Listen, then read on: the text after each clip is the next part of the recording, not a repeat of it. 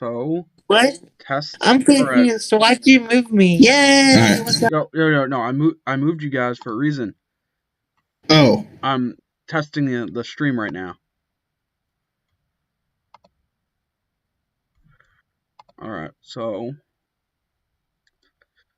I should be able to. So, What? test. I'm confused. So why'd you move?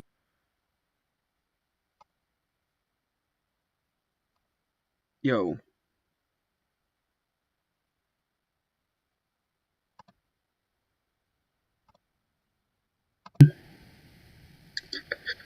I should be able to. So, What? test. I'm confused. So why'd you move?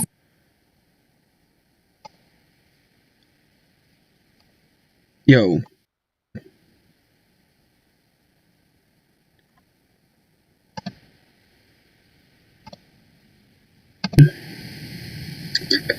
I should be able to. So, What? test. I'm confused. So why'd you move?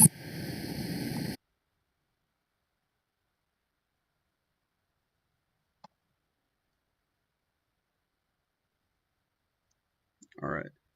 I think I am on.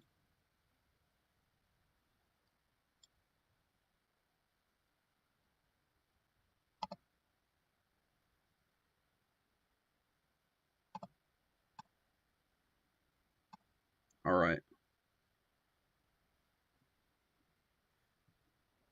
This is going to be a little awkward part at the beginning here, but I think we're good to go now.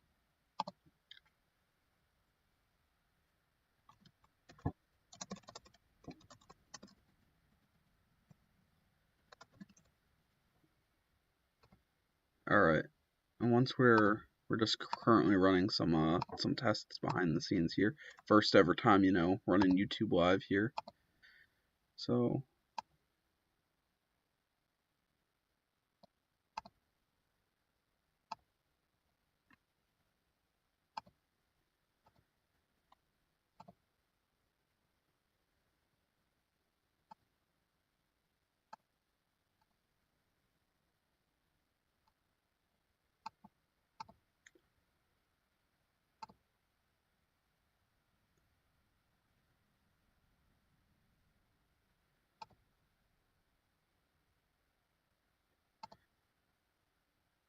yo, alright. Hello. Alright, you guys can see me. You can hear me. I take it, right? Yep, there'll be a mass ping going out. Don't worry.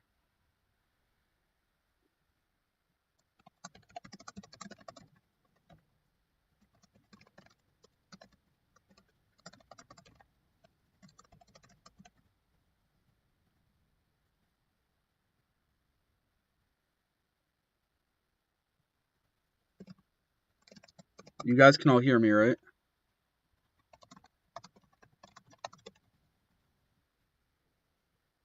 Yeah?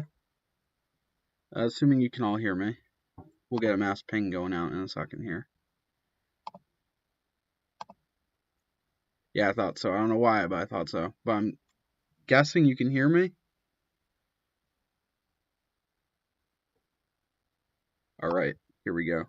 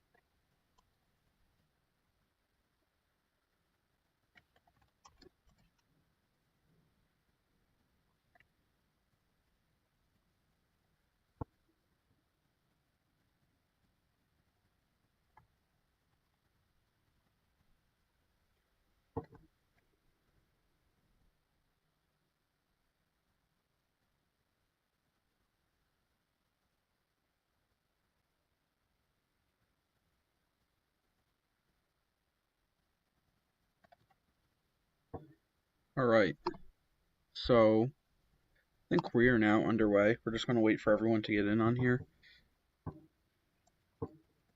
Okay. 10-second delay. Interesting. Alright. I had popped off for a second, but you can all hear me. You can see me. You can't see me physically, but there we go. And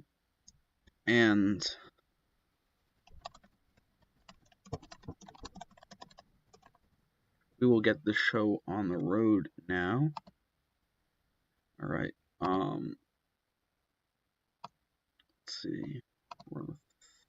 Alaska, why not? I like starting with the A's, you know?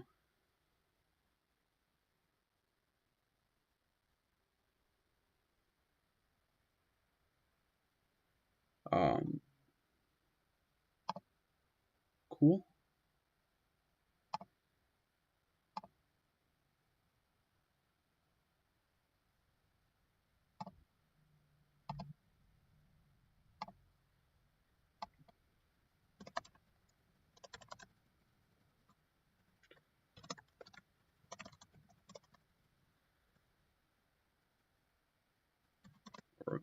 Just setting up the last things on the Discord here, and now I'm going to go put in the lineups, and then we'll get this show on the road.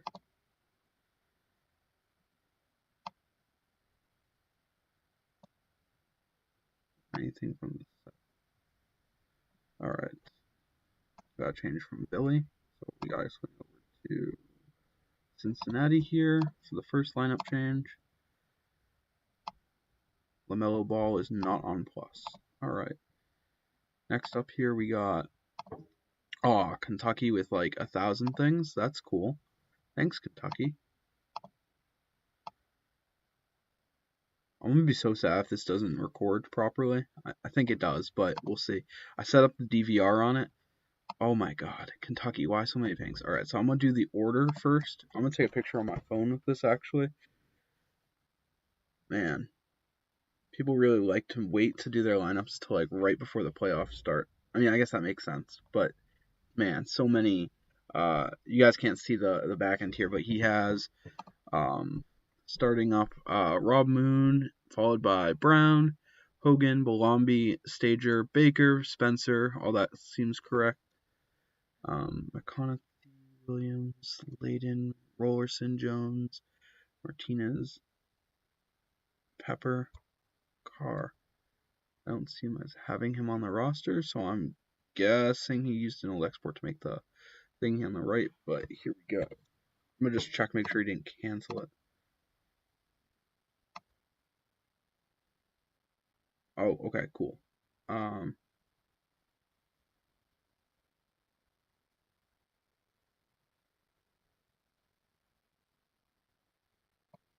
Here we go. So we got minus, minus, minus. We got skip, plus, skip, skip, all minus.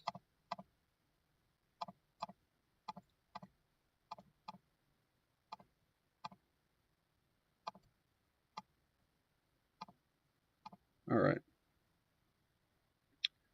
Next up here we have Chicago setting a new lineup. And Chicago's new lineup has Daugherty starting. Yeah, Daugherty starting. That makes sense. Granted, he's hurt, so hopefully they make it that far. That'd be embarrassing. I thought that team was going to be so good. I was so wrong. I mean, they're not bad, but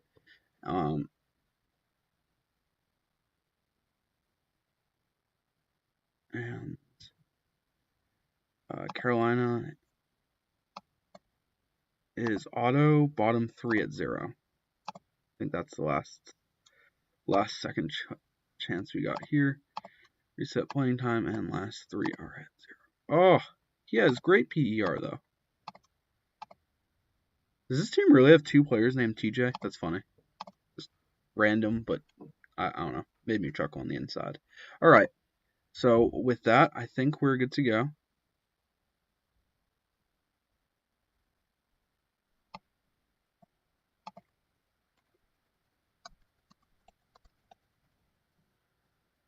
Are we all good to go, guys? Able to hear me okay?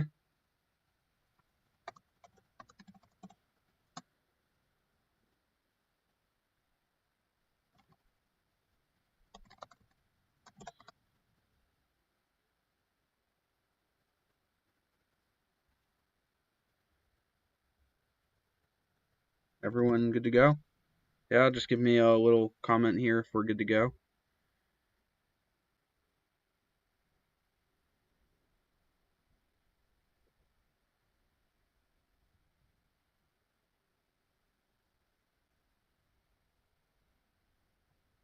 All right.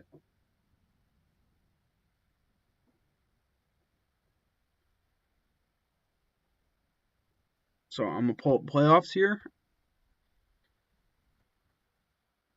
and then I'm gonna see. I have to zoom out a tiny bit for round 1 because we got so many teams now. All right.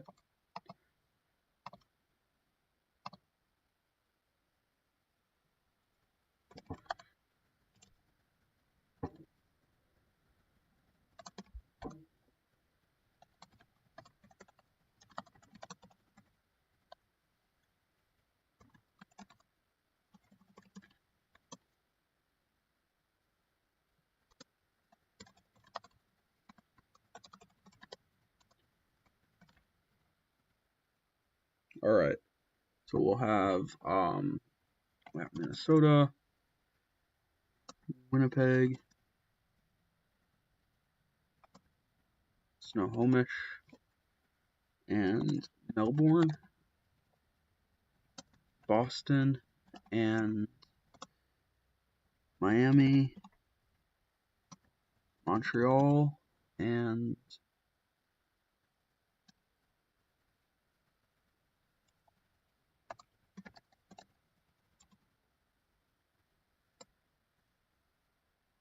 all right. Game 1. We will do any game 7s. We'll watch live. And potentially in the conference finals, we'll probably watch games 5 and 6 as well. And the finals, we'll watch the whole series. Maybe watch a couple games throughout, but we'll see. So with game 1, we start off with Los Angeles beating Tijuana, Hawaii beating Dallas, Vancouver beating Vegas in what is the bowl of the 2 teams that have like no one healthy, San Francisco beating Alaska, not really a surprise, Detroit beating Pittsburgh. Yeah, I can see it.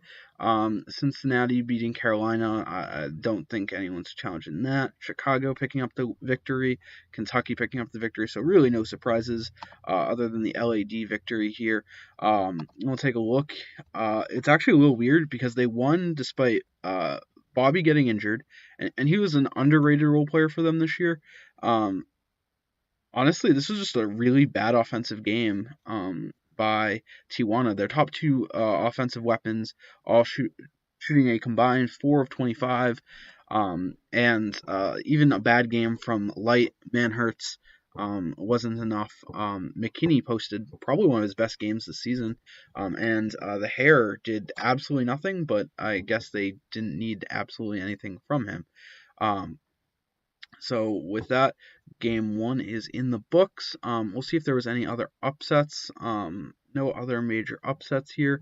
So we'll go into game 2 here. In game 2, Hawaii wins again. Los Angeles picking up another victory. Ooh, that's not boding very well for Tijuana here. They've now lost both their games in the home court.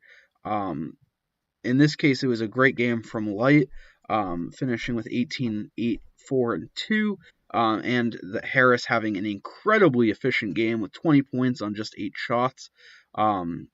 Yeah, he's a great player. And as far as Tijuana goes, they once again struggled massively on offense. Justin Williams suffered an injury. Somebody wants to ping that, suffering plantar fasciitis. He'll miss probably the rest of the series. He could return Game 7, but don't see the series going to 7. No surprise in Vancouver as they continue to beat up on the injured Silvers. I think it's Silver Bandits. The San Francisco Warriors pick up another victory over Alaska. I actually like Alaska as a team better here, but Alaska is missing, of course, Nick Jacobs, who's out with an injury. That was a high stat line. 37 points from Colton Nicholas. Holy shit. He has become a real star since he left Ricky. The meme is, oh wow, Carolina picks up a victory over Cincinnati here. This is a sub 500 team. The fact that they're beating Cincinnati does not bode well for Cincinnati. Checking injuries here, we have Dalston Miller, who's out with a torn meniscus. He'll miss this full series, and I think in the prelude to the series, JJB said he didn't think it was going to help them very much, but here we're already seeing that this team, their big weakness is they don't have a big man. 45 points from TJ Gavrilovic, and that's basically what you gotta expect here. So we'll take a look. It looks like we got another upset. Bosnia. All right, Terran 40 must have done something, right? All right, 40 actually was not that great. I mean, he had 6 steals and 11 assists, but he struggled offensively. Silver's 33 points. He's probably in trade in the offseason as they look to rebuild here. Also, strangely enough, Michael Hazard led Bosnia in minutes in a victory. That's not often that you see that. Bosnia has 2 injuries, a herniated disc for Dante, and Huang Qing is out. I hope I pronounced that right. Please tell me that was pronounced correctly. Darnell Brown got 26 points, but he actually really struggled from 3. I mean, this team had a miserable 3-point performance. Like one of the worst I've seen recently. 2 for 8, 0 for 6, 1 for 4, 1 for 3 out of their starting lineup here. Though Gus Baker making a huge impact off the bench for them. So with that, we will probably go to the next game here. Just going to check real quick in chat for lineup changes. Doesn't look like we have any lineup changes, right?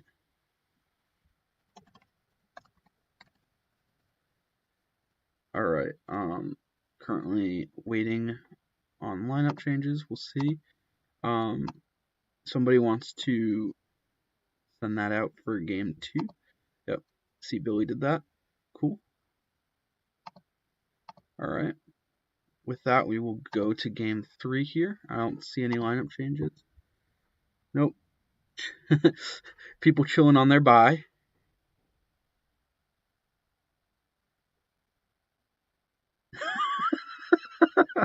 All right, so this is going to be probably my favorite comment that I've seen recently from the LAGM.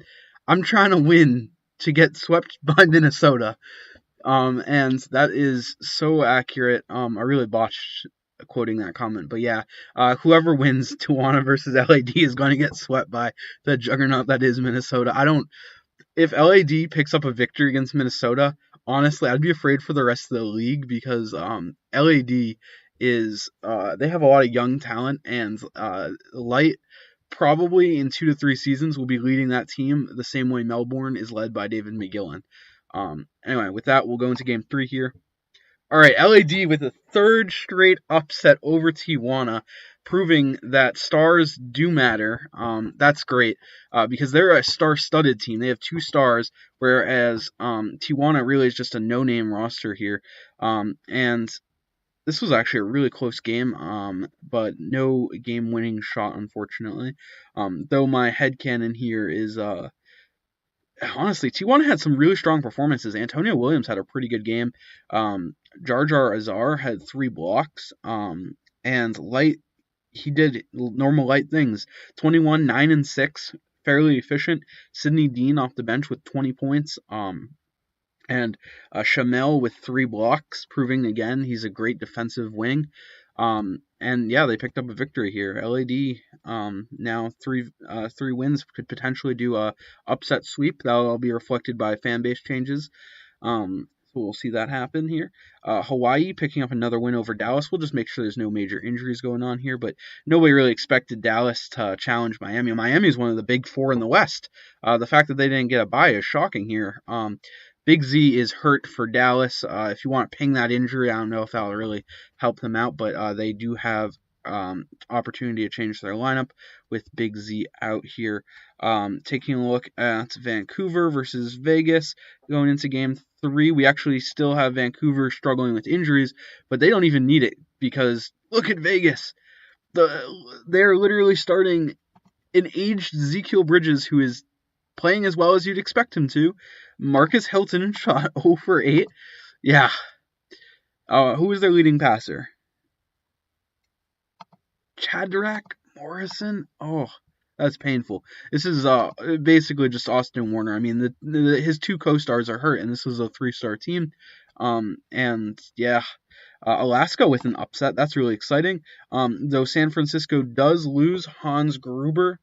Somebody want to ping that injury out. See if San Francisco wants to make a substitute. They lost by 10 points after 2 convincing wins.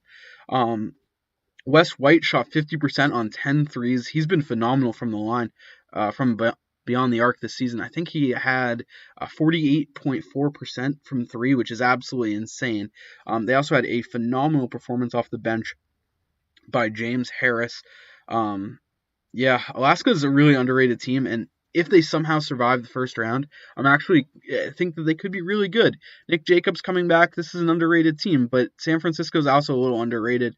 Either way, I don't know if either of them will really be able to match up against Melbourne, though I'd like Alaska's odds a little bit better if they're healthy, but we'll see. Detroit on the verge of sweeping Pittsburgh here.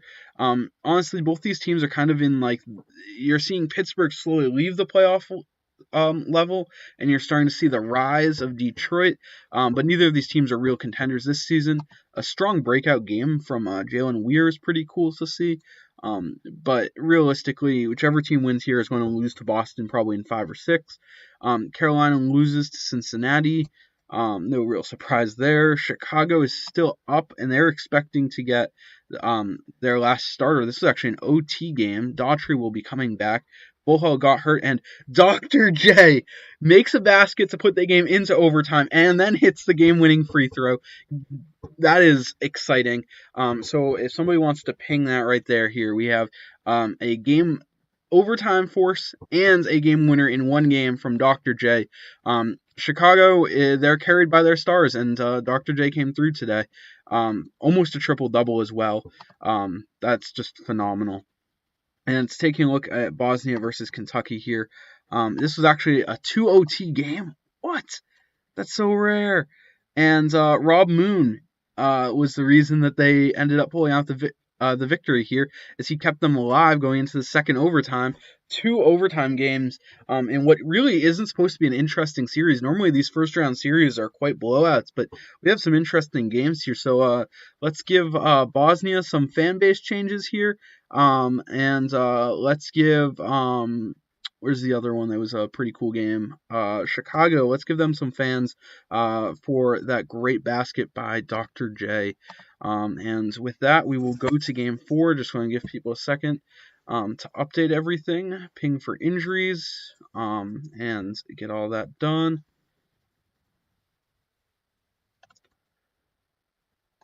One second.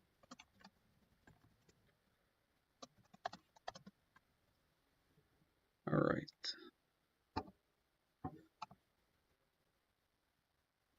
And I'm just checking real quick. Any lineup changes here.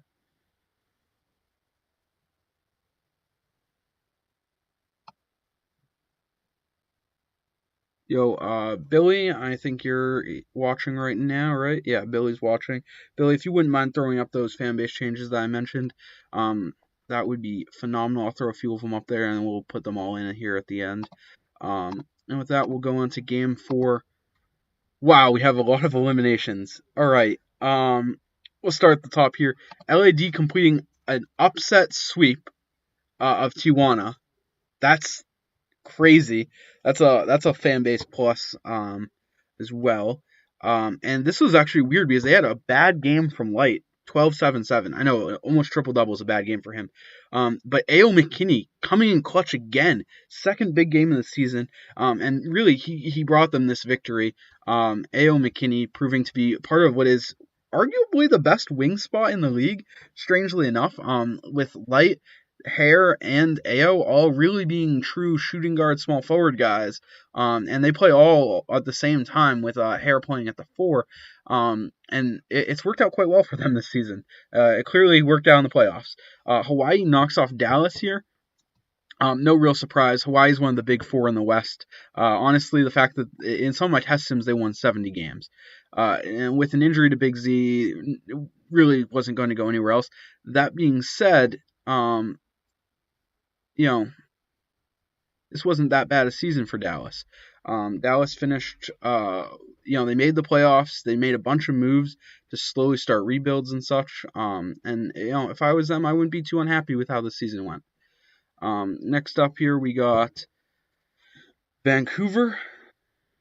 They bumped off. Oh, Vancouver suffers another injury.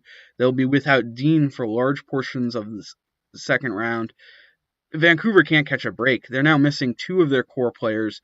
And Jacob Owens clearly showed signs of decay, but he does bump off his former team here, which is pretty cool. Joe Privet had gone injured, I guess. That kind of affects it. Oh my God, the injuries. The absolute injuries. Oh. All right, so somebody want to ping the... Oh, no, Dean will be back. I read that wrong. I read that as a 6. I don't know why I read that as a 6, but I did. But Shadrack would have been out. They just get no luck.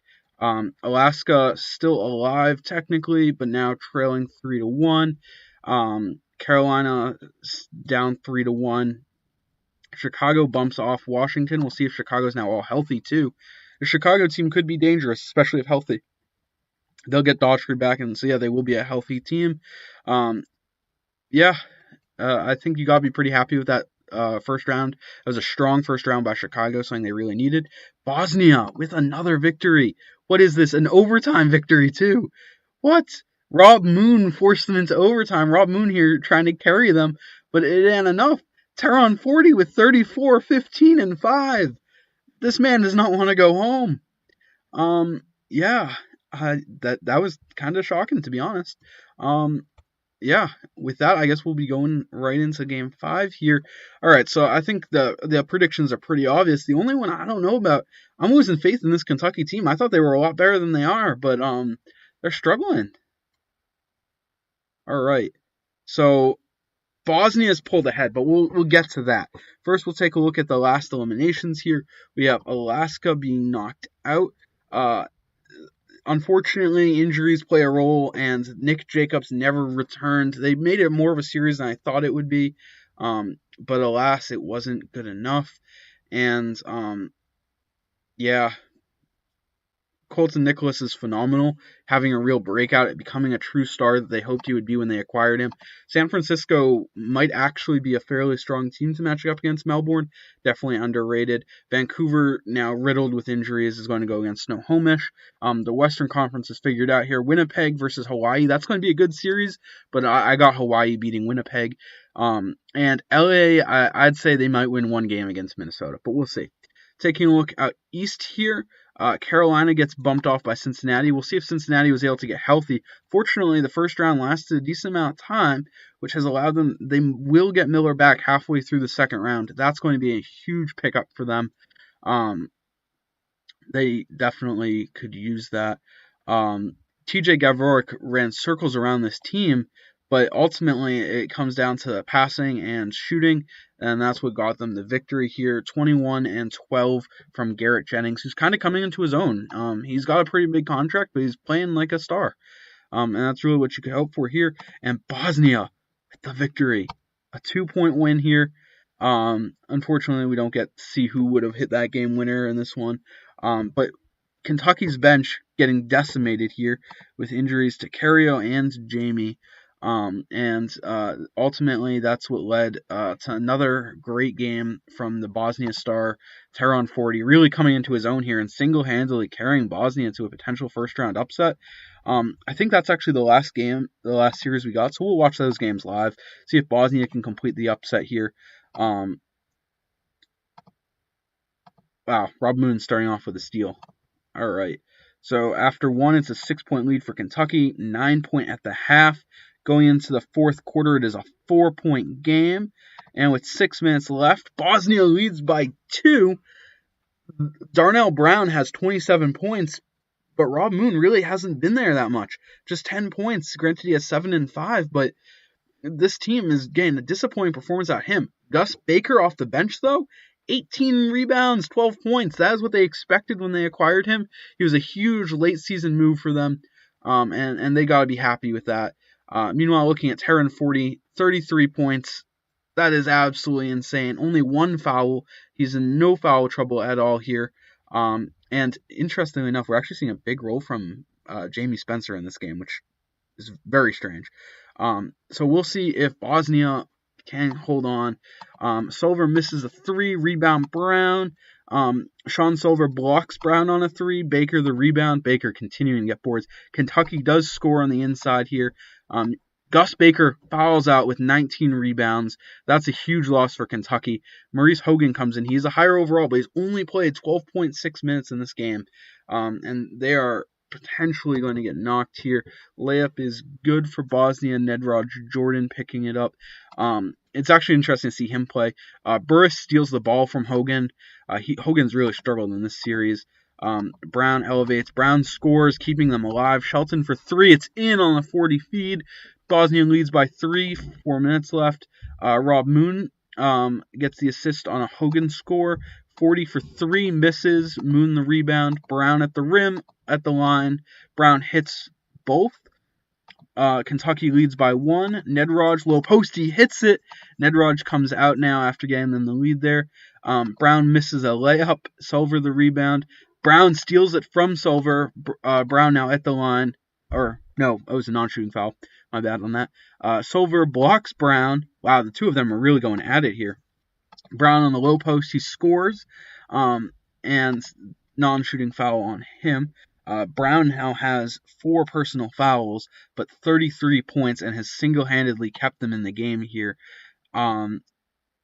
Lasso misses. No clue who he is. Jamie Spencer mid-range. It's in. 3-point lead Kentucky. Lasso slams it in for Bosnia. 1-point lead for Kentucky. Kentucky turns the ball over. Shelton scores on the dunk. Wow. That puts them up now, up 1. 2 minutes left, mid-range. Jamie Spencer draws a foul at the line. He hits both, putting them in the lead. Shelton mid-range to answer back, misses. Kentucky the board. Darnell Brown for 3. This would be a huge play. Blocked by Teron Forty. Ryan Shelton the rebound. Silver turns the ball over. And penalty on Shelton puts Cario at the line. Cario's not the guy you want making these clutch free throws here, but he does. Shelton turns the ball over. Brown then turns the ball over again. Darnell Brown steals the ball back, and more to end the game at the rim. Goes to the line. Moon hits both.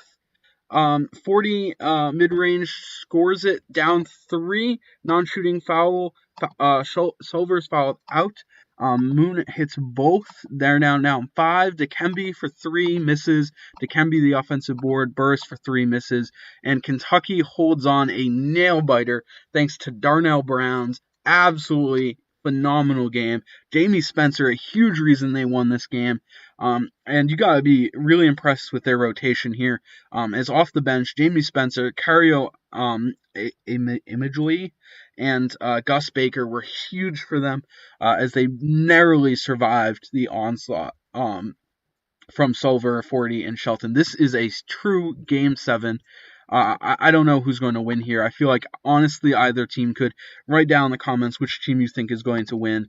Let's see if the Kentucky GM has any lineup changes. I think he's on here. Let's see.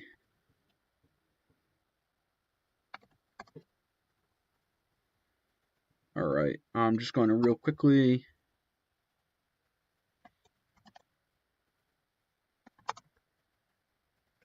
Oh, yeah, I should probably scroll down a little bit so they can get the upload here.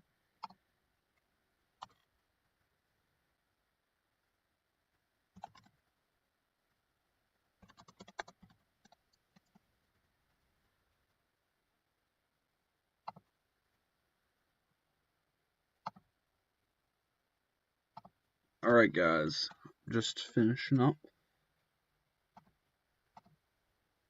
Wow, what a phenomenal game. That was intense. Terran 40 is a true superstar, and Bosnia should feel blessed to have such a great young player. Um, yeah.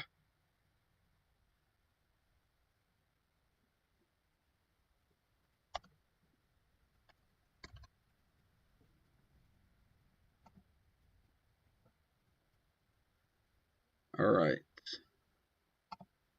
Got some lineup changes coming in for next round from Snohomish, so we'll get that set up here. And with that, we will do Game 7. Are you guys ready?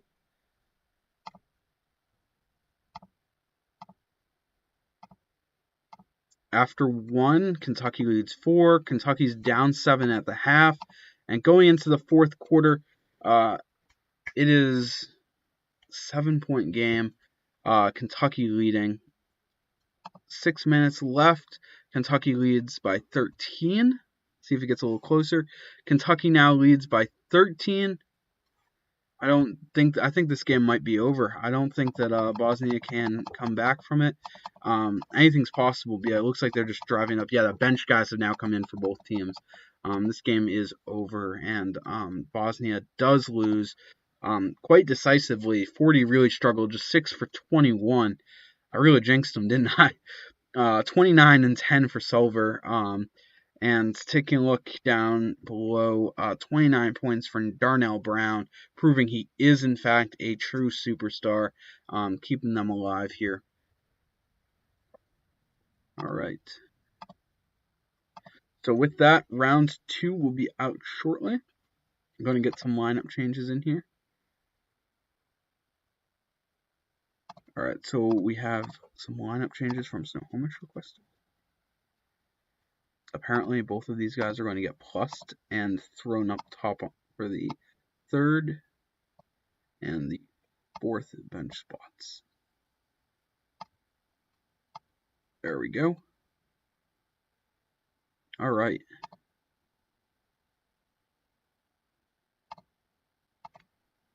So my predictions, I predict Minnesota in 5, Hawaii in 6, Snohomish in 4, Melbourne in 5, Boston in 4 or 5, Cincinnati in 7. That's going to be a tough series right there. I think that could go either way. McPherson Thompson, he's old, but he's been an incredible player for Miami for the last decade, and he is the biggest player in that series. So, like literally, that Cincinnati team is short as heck. I predict Montreal in 6, but I really want to root for Chicago on this one. And I got Tampa Bay in 4. So those are my predictions. We'll see how wrong they are. I imagine they are quite off, but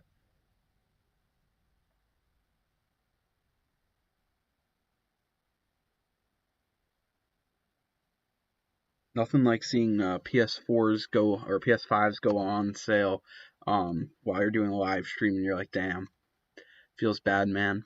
But is what it is. All right, guys, are you ready? I'm gonna give you all a second for lineups here.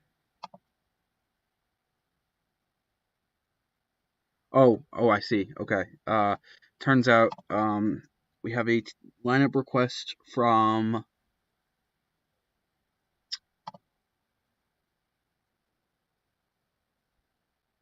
Tampa Bay. Here we go. All right, Tampa, you got a second to get your lineup. Any changes you want made in? You gotta post it.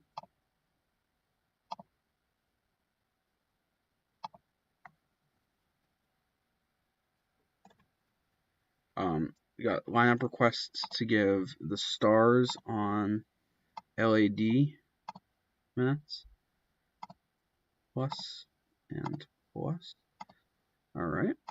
And then we'll go back down to Tampa. Tampa, you should have your things in by now.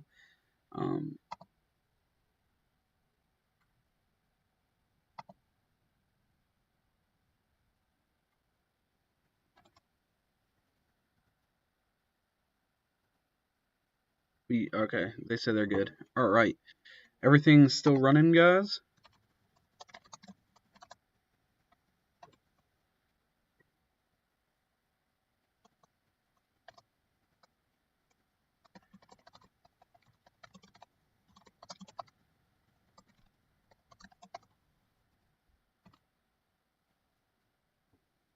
All right.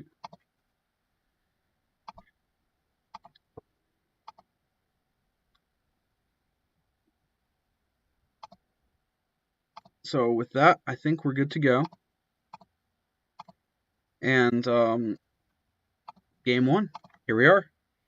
Wow. All right. So I instantly see one major upset that we're going to go take a look at. But first, Minnesota with the victory. Winnipeg with the victory, which I'm kind of shocked on there, but technically it's not an upset. Snohomish with the victory. Melbourne with the victory. Detroit upsetting Boston. They won by 3 on this game here. A strong performance from Nobby, which is actually weird because the majority of their team didn't play particularly well. Give me 1 second. The dog is asking to be let out. 1 moment. But ultimately, I'm kind of surprised. It wasn't really a great game from Detroit, but they picked up the victory there. Miami with the victory, Montreal the victory, and Tampa Bay with the victory.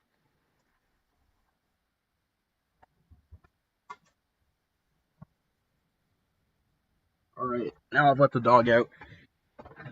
Sorry about that. All right.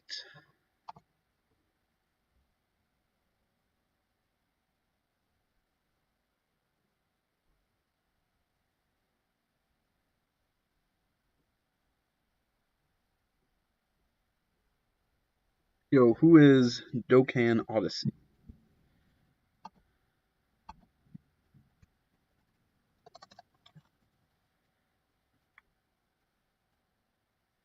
All right. Either way, with that, we'll go to game 2 here.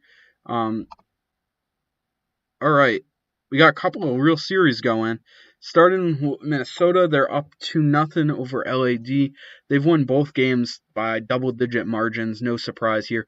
Light's playing phenomenal, but it really don't matter when you're against basically the second best player in ABA in the last 10 seasons, Axel Blaze.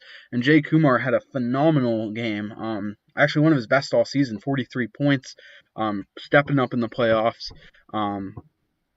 Yeah, they're just a really solid team. Not much you can do against Minnesota. Taking a look at Hawaii here, they won by 7 against Winnipeg. They've now tied the series. That's kind of what I expected. Penetrator again, 46 points. He's an absolute beast. Skarn, 16, 8, and wow, 6 turnovers. That's a little disappointing, but 16, 7, and 8.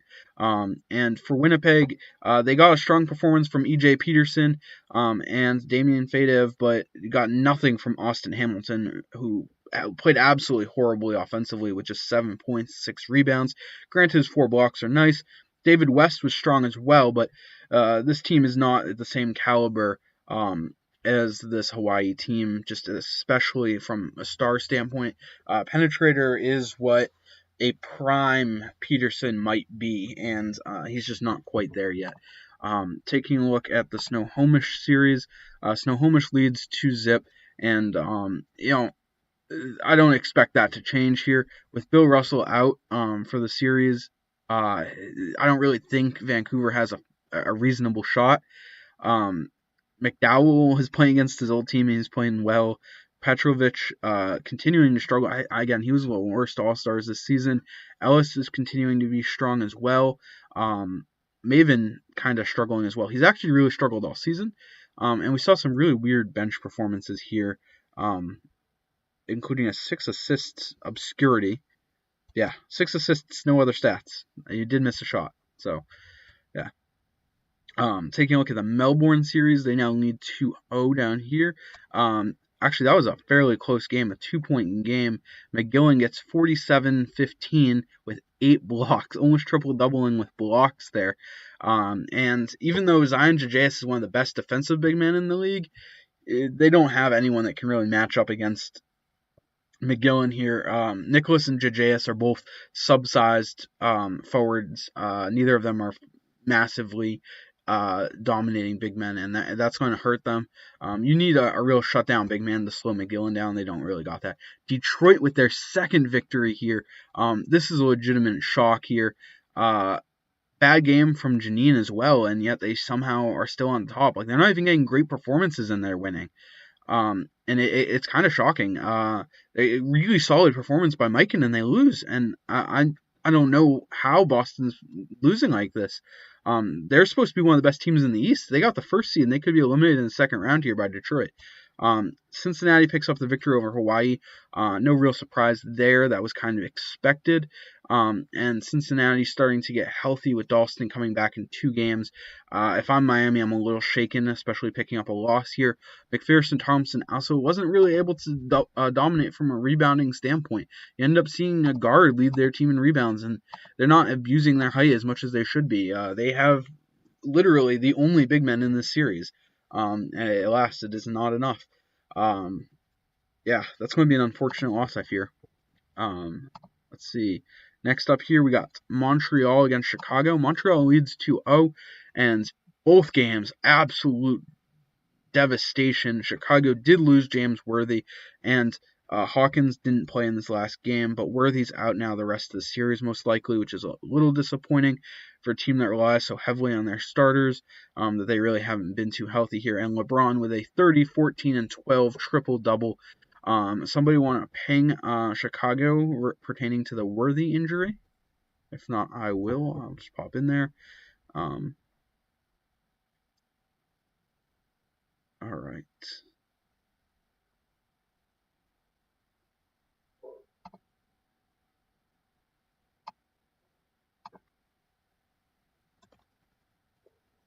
Worthy.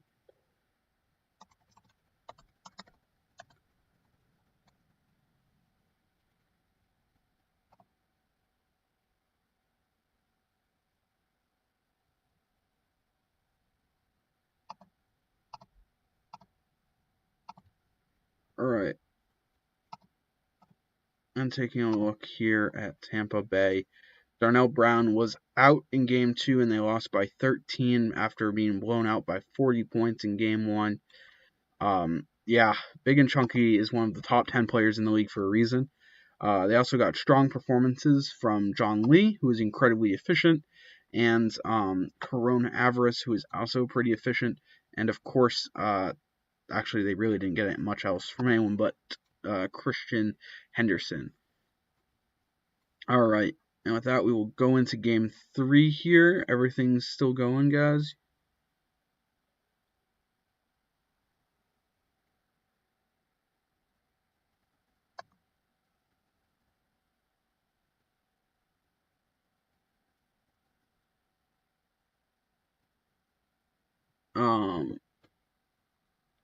Let's see. Doken is... Oh, no! Dude, this is a disappointing season for Boston, I'm not gonna lie. I'm reading up on the comments here. Yeah, I don't know. I really don't know. I have no idea why Boston's not doing well either. This is perplexing, but sometimes it happens. I real quick did want to take a look. I was told that we had an interesting stat line and that I missed. So let's take a look. Homer with 14 rebounds, 8 points, 3 blocks, 2 steals, and 2 turnovers. Yeah, I mean, it's just a defensive stat line, really. All right. Game 3. All right, well, we got a couple big things. First off, John Lee had 12 steals, which is cool, but I guess now's a good time to reverse course. Tampa Bay with the victory here. They are now up 3-0 over Kentucky. Montreal is up 3-0 over Chicago. That might be doom for the Chicago team. Cincinnati picks up their second victory. Wow, that's huge here. With 2 victories, and they do now, I think, will get Miller back at the end. They'll get him back next game or the game after, which is huge. It's really what they needed.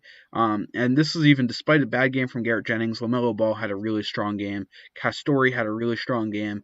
And Miami is now in trouble despite a huge game from McPherson Thompson, who still is not abusing his height the way he really should be. He should be getting like 15 rebounds a game, but is not happening. And then finally, Boston does pick up the much-needed victory in a fairly convincing fashion as well here, which is weird because they actually had a fairly bad game from most of their team. Their leading player was Quinn Graham. I don't understand that. Why is Quinn Graham their leading player? 37 minutes, shot 6 times, had 5 rebounds and an assist. He's not even, I guess he's an okay defender, right? Let's see, on the season he averaged less than 1 of each. He's just a defensive forward, and he leads their team in minutes. Meanwhile, Ty Hoffer, who's one of their best scorers, struggled off the bench. But I guess Kashmir Jolly's 5 for 5 from 3 was what was real big for them on this one there. And Boston does pull out the victory, so no complaints, I suppose, from the Boston side. All right. Melbourne is on the verge of sweeping San Francisco. Snohomish doing the same to Vancouver. Hawaii is up 2-1 in that series, and LAD is about to be swept. Let's take a look at the Hawaii win as well. This looks like, wow. So Winnipeg got a triple-double, a 13-13-18 line from Damian Fadev, but that is not enough. A struggle from E.J. Peterson and Morgan Barbara, and actually a really good game from impending free agent Austin Hamilton. Meanwhile,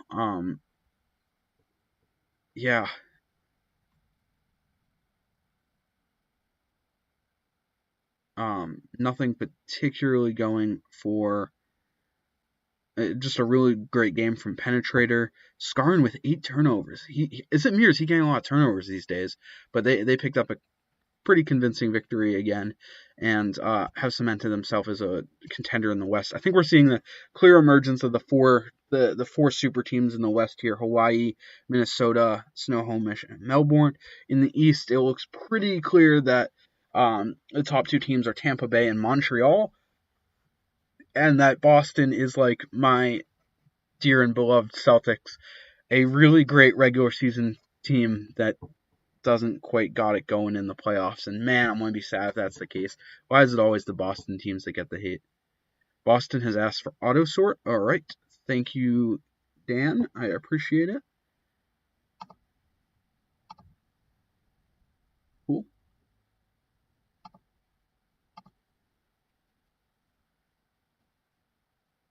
All right. So yeah, they're a good team. We'll see how they do. I'm not too concerned long term about them. I mean, look at their core.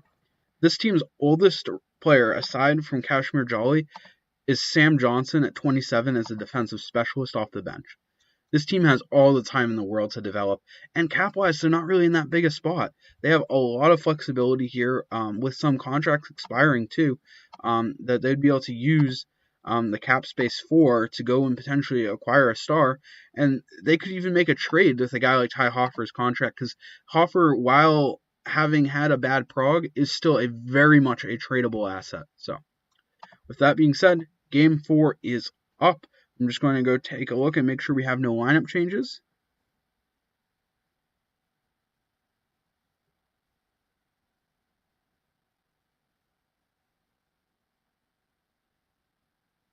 Put Ty as 6th man.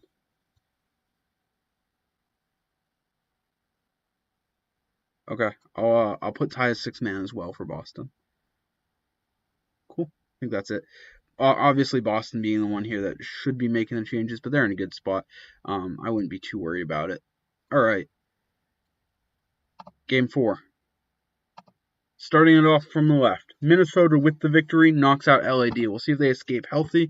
And they do escape healthy. Interesting enough, Gino is not playing. Taking a look now here at the bench, we got at LAD, which is, I guess, the bench in this case here. Not a great game for any of their real players, but 14-7-7 from Light. He has proved he is a true superstar and that one day this will be his league. Yeah, Minnesota's just a beast.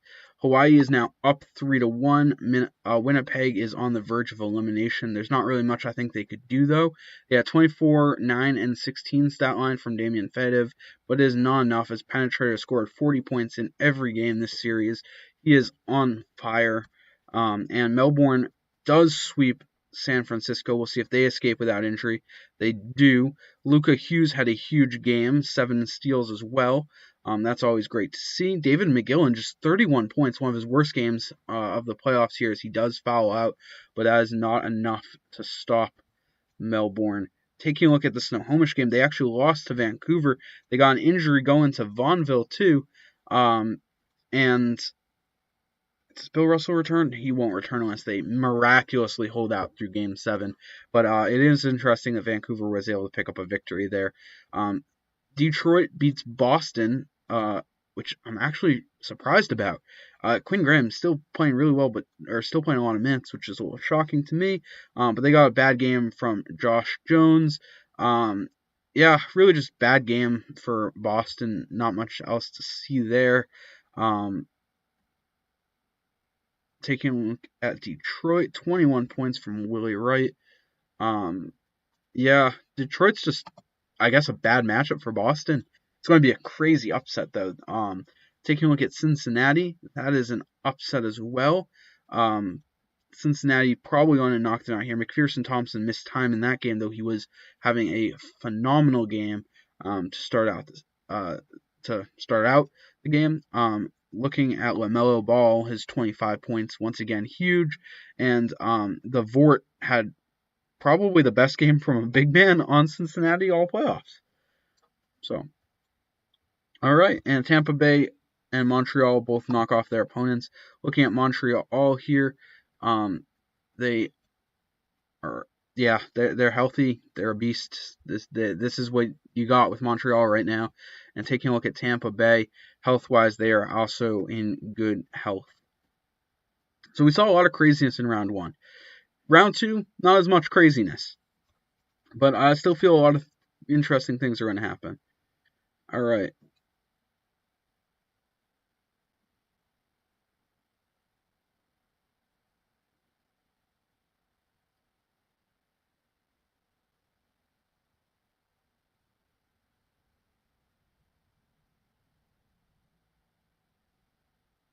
All right. Cool. That shall go.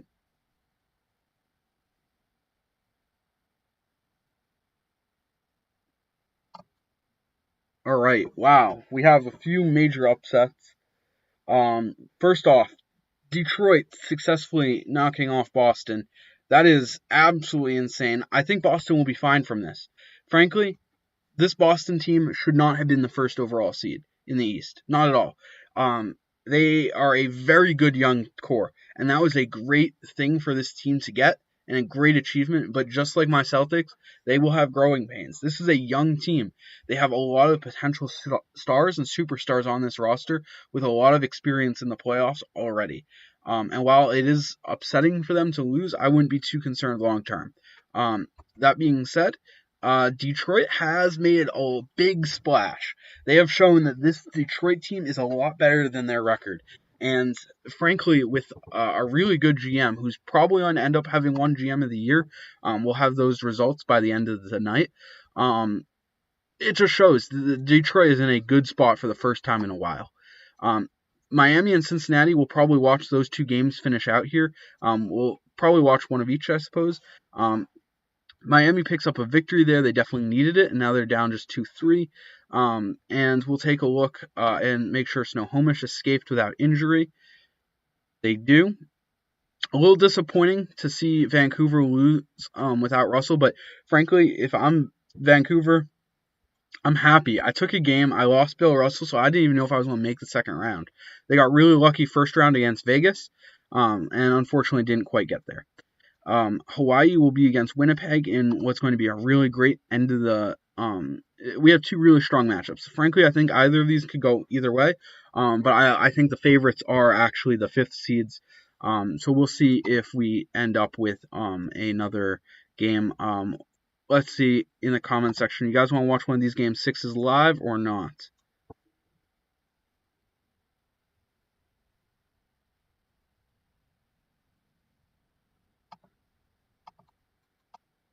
I see some comments pertaining to the Boston team, and I'm gonna be honest. Boston, I wouldn't worry about it because your team, realistically, if it wasn't for injuries, probably should have been the 5th or 6th seed.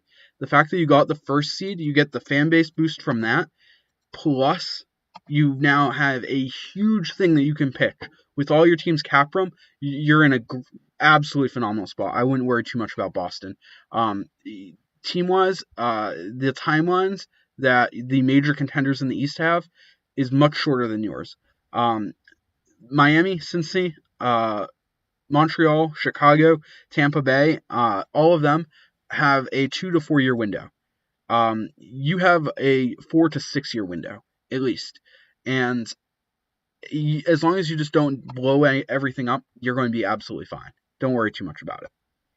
Taking a look in the comments here, let's see.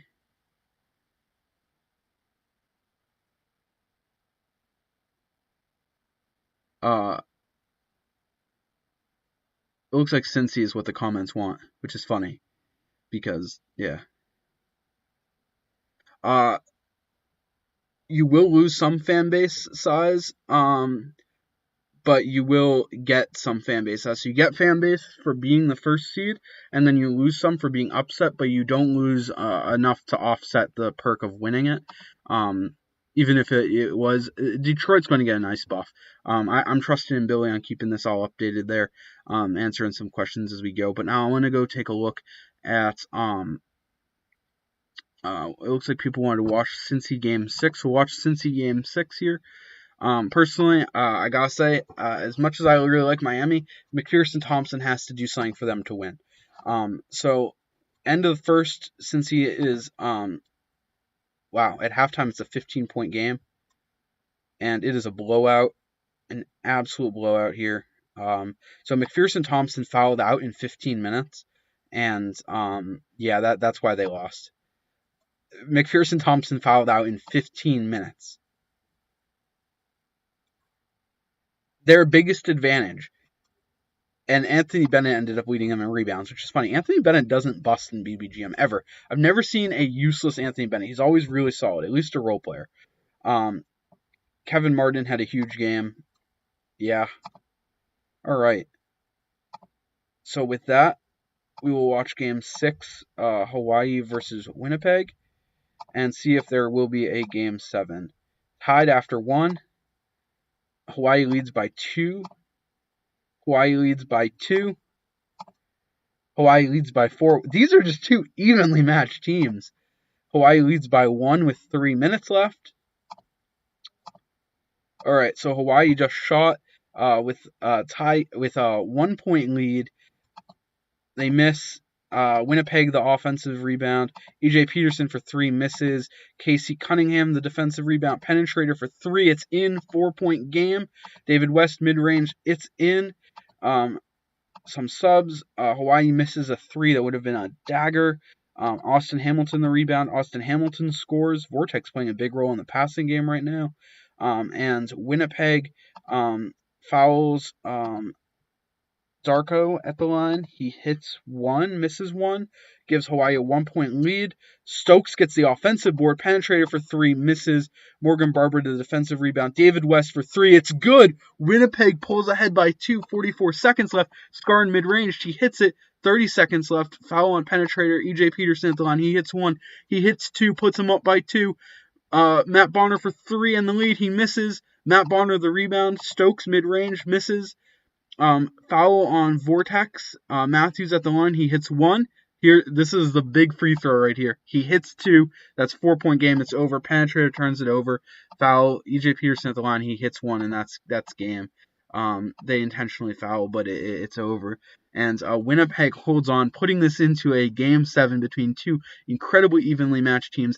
A 53-17 line from James Harden. I mean, penetrator. That is how good he is. He is the James Harden of ABA.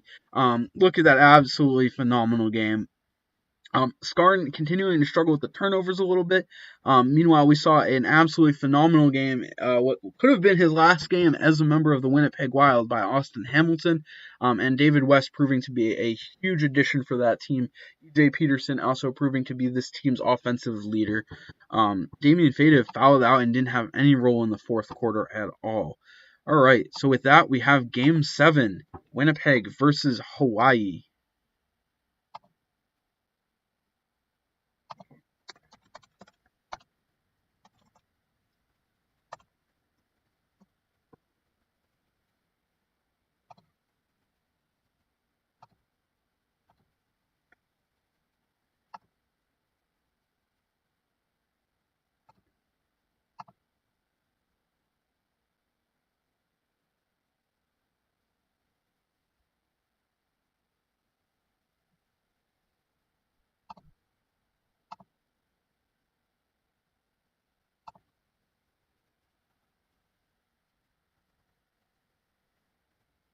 All right.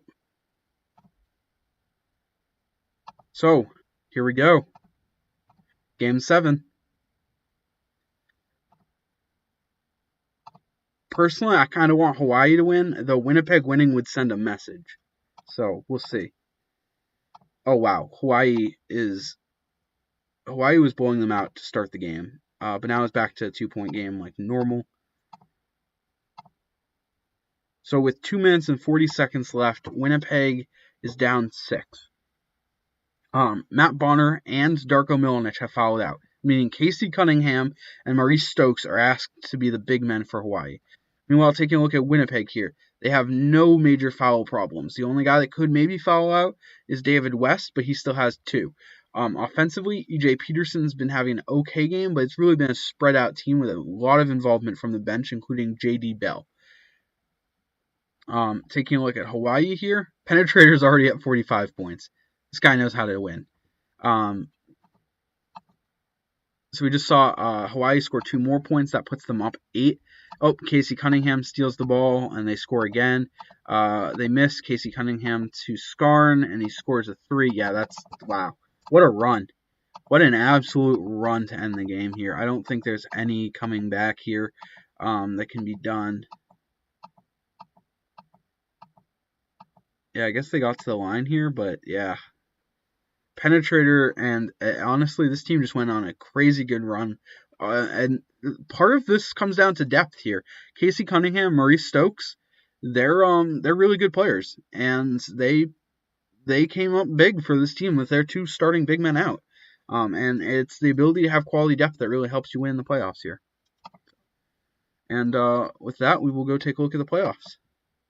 So our final 8 teams: Melbourne versus Snohomish, Minnesota versus Hawaii. That is a constant rivalry right there. Cincinnati versus Detroit, and Tampa Bay versus Montreal. All right, so I got Minnesota. Minnesota. I'm gonna say in 5, maybe 6. I'm gonna say Snohomish in 6. That's gonna be a tough series though, but I'm gonna say Snohomish in 6. I'm going to say Cincinnati in 4. Come on, man. Cincinnati should have been the 1 or the 2 in the East. They probably would have knocked off Boston. I'm going to say...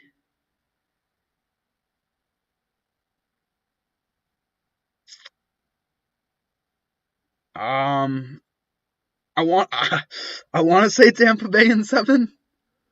I really do. I'm going to say Tampa Bay in 7, but that is a very precarious Tampa Bay in 7. That is like, if Tampa Bay in 7 could be any closer to Montreal into 4, it would be. Damn, that is... Alright, let's see if there's any lineup changes.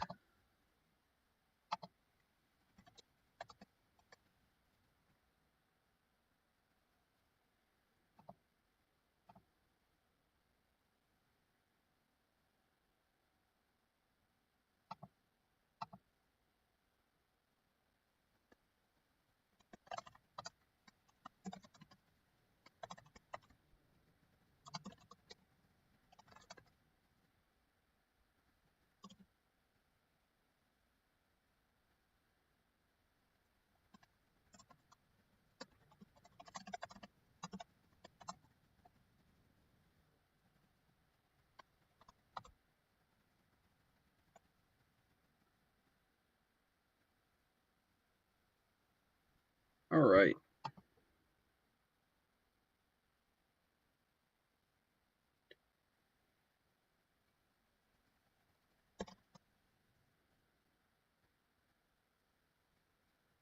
That we shall go. All right. My final prediction. Granted, we're like midway through the playoffs. I'm gonna predict Cincinnati beats Detroit. Tampa Bay beats Montreal. Cincinnati, because I don't know if Tampa Bay will win, I'm gonna predict Cincinnati represents the East in the finals. In the West here, I got Minnesota beats Hawaii. While I think Snohomish will win, I think Melbourne had a better chance of beating Minnesota. So I think ultimately we're going to see Minnesota versus Cincinnati, and we're going to see Minnesota dominate Cincy in 4. I'd love to see a great playoffs, but frankly, the 4 teams in the West, whichever team comes out on top of those 4 is probably the champion, because I think any of those 4 teams could probably at least take any of the Eastern Conference teams to 7, at least. I think that if Detroit beats Cincinnati, because Detroit is a big team, and Cincy is a small team, it is possible. And if that happens and Detroit is in the conference finals, it will be the biggest upset in ABA history. Going from 8th seed to conference finals after having not even been in the playoffs, absolutely insane. So with that, let's get underway here and sim a game. Cincinnati picks up the victory, Minnesota the victory, Snohomish the victory, and Montreal the victory. Pair of upsets. Taking a look here, Cincinnati only won by 2. This might be a series. Willie Wright only scored 3 points. Yeah. If I'm Cincy, I'm a little concerned. They got 0 points out of Richard Hopkins, and even though they are healthy, they might actually have a bit of a problem here, because Story played really well off the bench for them. But Cincinnati, they have bled. They only won by 2. Actually, was there a game winner on that? I gotta check. League playoffs, Cincinnati. There was no game winner. Damn. 2-point victory there. Montreal picks up the victory, winning in quite sizable fashion. Triple-double, 19, 12, and 12 by LeBron James. Big and chunky with 38 points here. Ty Jackson, Corone Avaris, each with strong games. Yeah, not really much else to expect there. Montreal's a great team. Snohomish picking up a victory here, winning by 10. Honestly, it's kind of impressive. But now that I'm thinking about it a little bit further, Joe Caron might be the absolute perfect guy to cover McGillen. They match up really poorly for Melbourne, and yeah, Snohomish, I guess, might be able to pull that out pretty easily. And Minnesota with a just 2-point victory over Hawaii here. Rookie Sawyer Howell scores the game-winning basket. We do have an injury to Hawaii with Faded out a couple games.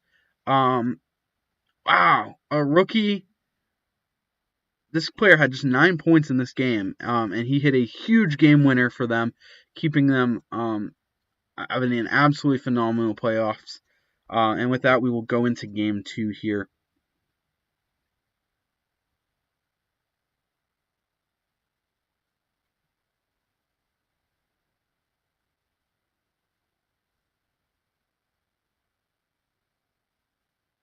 Alright, so we will be joined shortly by our co-commentator, who's going to come in and also join me for the final few games, plus the lottery. And this will actually be Goose, who is the GM of a team that is in the lottery, the Paris Eternals. So Goose should be popping in here in 1 second. And with that, we will go to game 2. All right. So Cincinnati picking up a second victory over Detroit. Montreal a victory over Tampa Bay. Melbourne making it a series against Snohomish. And Minnesota. We have 3 2-game leads here. We'll start with the Cincinnati victory here. Welcome, Goose. Hello. How are you? Hello. All right, so we've been joined by Goose, who will join us for the remainder of these playoffs here. With Cincinnati picking up a victory here. These games have both been really close, Goose. I don't know if you've been following along, but this was just a 4-point game after a 2-point victory. And while Detroit played a lot better in this game than their 2-point victory, Cincinnati did lose Jennings for part of this game. And frankly, if I'm Cincy, they're really showing that they are very susceptible to not having a big man. You think that could play a role in them potentially losing to a game or two to Detroit? I honestly was expecting Detroit to take this. Really? But at this point, I don't really know. Their bench is actually pretty strong, Yeah. and I honestly don't get why they don't start Kalori. Yes, I agree. Taking a look over here at that the Detroit series is incredibly interesting. As you have true small ball against a really big and solid and deep team. Taking a look at the Montreal Tampa Bay game here, we got LeBron with 33, 15, and 11. Hawkins with 33, 8, and 11. That's a true superstar duo there, and picking up quite a convincing victory despite it just being 5 points because of how good Big and Chunky are. You think there's any hope for Tampa Bay, or do you think they're going to get swept here? Honestly, I really expected them to swipe the first 2 rounds, but seeing how well they're doing now, it's a bit worrying because they're going against the Jazz in this round, and I do not think they're going to pull out. Yeah, I think that I think Tampa Bay might have met their match in Montreal. Taking a look at West here, we do get a victory from Melbourne, a 6-point win. Joe Mama Carroll fouled out, and I think we're seeing the clear X factor here. Is the only player they have, and maybe one of the few in the league that can slow down David McGillen, is Joe Caron. And if Joe Caron is not on that court, I think 9 out of 10 times Melbourne will beat Snohomish. So right here, Powell's playing a big impact, and you guys have seen it already. Minnesota beating Hawaii. Do you think this is going to be a series, or do you think that the penetrator will once again fall to Axel Blaze and Minnesota in the playoffs? I honestly am a big fan of Axel Blaze as a cap. Yeah. Because as a cap, that's like one of the most solid caps I've ever seen in any league I've been in. And Yep. No matter where he is, he plays a dominant role in getting them to the playoffs. And I'm hoping that he can show us that he can do it once again, but we have no idea until we actually see it happen. They're a good team, and Axel Blaze is always a difference maker. It's going to be interesting seeing him potentially versus McGillen. So that will go to game 3 here. And, wow, game 3, we actually saw, just as Goose joins us here, Detroit pulls out a victory, a 30-point victory over Cincinnati. That is, with 2 games that were decided by less than 2 baskets. And now a 30-point victory for Detroit. Cincinnati's got to be scared. I mean, they might, if I'm them, I'm throwing maybe the Vort in there. I mean, anything. They're, yeah, that was a absolutely defining moment there. 25 points from Nabi Solano, 28 from Jalen Weir, who's really broken out in these playoffs. Richard Wright with a strong game, and Willie Wright really not even needing to do much. Yeah, you're right. Detroit is just a deep and big team against a very small team in Cincinnati. We did see another Montreal victory over Tampa Bay, and this one in overtime. And taking a look at that, 42 points from LeBron James, and wow, LeBron hits the game-winning three-pointer. LeBron James, I mean, do you think there's a better player do you think LeBron should win MVP this season, or do you think it should go to McGillen or Blaze? Judging by how many points LeBron has done, it really doesn't compare to what we've seen from Blaze and McGillen. But on a different note, he has a way more solid game every game. He is only, I believe, 0.2 rebounds a game away from a triple-double this season. Now, it would be the second player in league history after Marcus McPherson for Utah, averaged one prior to LeBron being drafted, I believe, the year before, because they were actually teammates in Utah. And frankly, the fact that LeBron is putting up such insane stat lines on a really good team, while I am a fan of the 40-point games that we see from McGillen here, we'll go take a look at his game in a second. I don't know if there's really something comparable to a LeBron right now in the league, whereas I think Blaze and McGillen, they're both phenomenal scorers and either a great big man or a great guard. LeBron can really do it all here. And we're actually seeing another game in which McGillen was really limited here, just 32 points in that game. He dealt with some foul issues, and while he is an absolute beast, 8 for 26 isn't acceptable in the playoffs.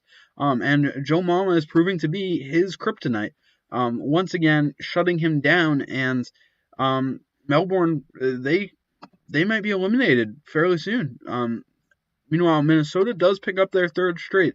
Axel Blaze is a beast. They will be without Homer Simpson for a game, but Blaze is 36 and 13. I mean, you can't ask for much more production from a star. Now, with that, we will be going to Game 4. Just going to take a look real quick for lineups here.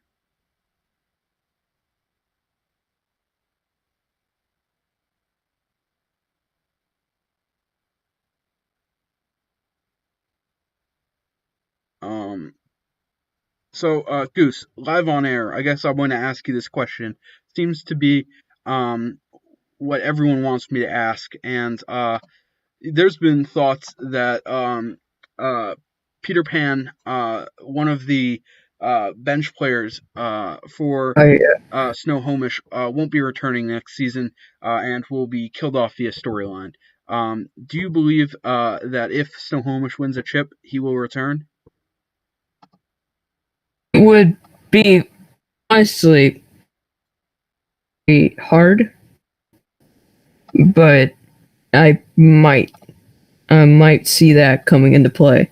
That could come into play, but they'd have to win the chip for sure. So we're actually seeing a major move here. Cincinnati has, for the first time all season, actually the last 2 seasons, will be starting, actually maybe even further back. It's been a while. They are actually going to be starting a traditional big man, as the Vort will start over Dalston Miller in this next game. Do you think that's going to increase their chances, or do you think that is an admittance that they cannot beat this Detroit team? I really think that will cost them. Yeah. They really need that kind of a player. They won't really stand that much of a chance. Yeah, I agree. Just a heads up, Goose, I adjusted your volume a little bit. Some people in the comments said it was a little bit loud. Don't worry about it. I already took care of it on my end. Because you're coming through my computer, and that's how they're hearing you. So with that, we will go one more game here. And, wow. So we have one team eliminated, and honestly, Tampa Bay gets upset here. That's huge. This team should have been a true contender, and to lose in 4 games to Montreal, that's honestly embarrassing. Yeah, LeBron James just does it again here. You're seeing LeBron with 30 points, 14 and 7, 31 points for Hawkins, and Garnett didn't even need to play that much, even though he went down with an injury here. If I am Tampa Bay, this is an incredibly disappointing season. They went pretty hard in, and they had a lot of front office concerns midseason here. A horrendous performance from Andre Curtis, their second overall pick in the draft here. And I think we could see some interesting movement here. I wouldn't be surprised if Crone Avarice does not return. I wouldn't be surprised if they potentially shake stuff up to build around their younger core. But if you're Tampa Bay, do you blow it up or do you go in next season? Honestly, I thought they were at a better position when they were tanking, to be completely honest. Really? You don't think that they should have gone in for it for this season? No, definitely not with all the potential that was coming into the coming draft. Yeah, this is a pretty good draft. There's a whole lot that they could have got from this. It's a pretty exciting draft. And then next season, we're actually going to be doing the WNBA team draft. I'm pretty excited about that one. And Goose, you're going to be part of the team making it. Is that correct? Yes, it is. Very exciting. You can expect Cheryl Swoops and Tamika Catchings as two of the players that will be coming. That's very exciting. I'm glad to be able to incorporate different aspects of basketball history into ABA as a league. I think it's really cool. And here we are seeing Detroit, even against the Vort, who actually played fairly okay, picking up the victory here. And they had no really great game. Jalen Weir, 6 points, and they pull off the victory here. This Detroit team is playing out of their minds good. I've never seen something like this. They beat Boston. Now they're potentially going to beat Cincinnati. Do you think they would stand a chance? Do you think Detroit would be better or worse than Cincinnati against Montreal? Well, seeing how Cincinnati has been falling apart like this to an 8th seed, there's no way in my mind that they could have beat Montreal. Like, if you can't take on a team that was supposed to be an easy out, then how are you supposed to take out like one of the best teams made? So do you think Montreal, this is a team that has had very interesting history here as we pull it up real quick.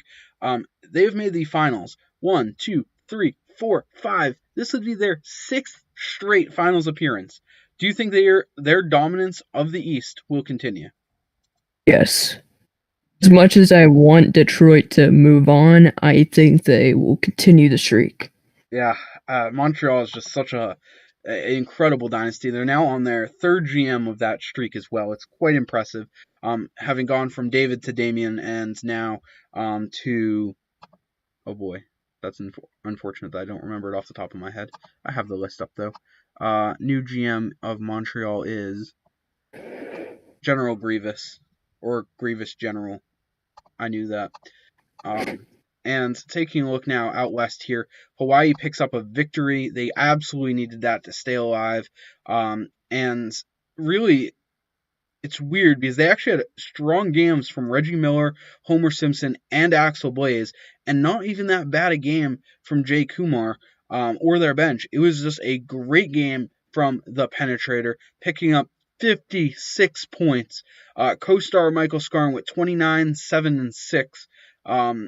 This is a phenomenal Hawaii team. I don't know if they're going to be able to win it, but it's really great seeing them pick up a victory there. And Snohomish picks up another. We have, oh wow, David McGillen has suffered an injury. That's the end of that series. I don't think anyone expects anything else. So David McGillen goes down with 28 points in that game, and yeah, you think there's any way Melbourne can recover a 3-1 deficit without David McGillen? The fall of McGillen is McKillen their chances. No, not at all.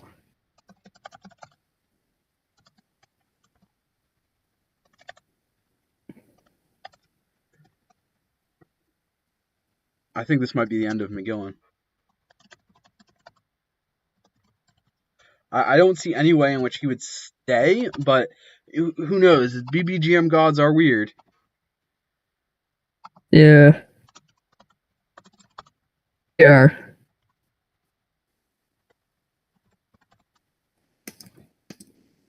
All right. So with that, we will wrap up this conference finals here, and we'll move into the finals.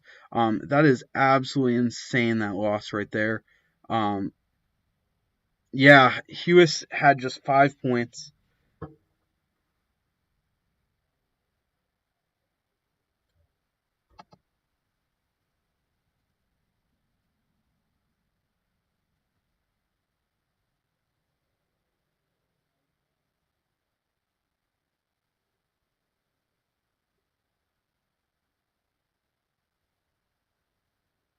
Oh, yeah.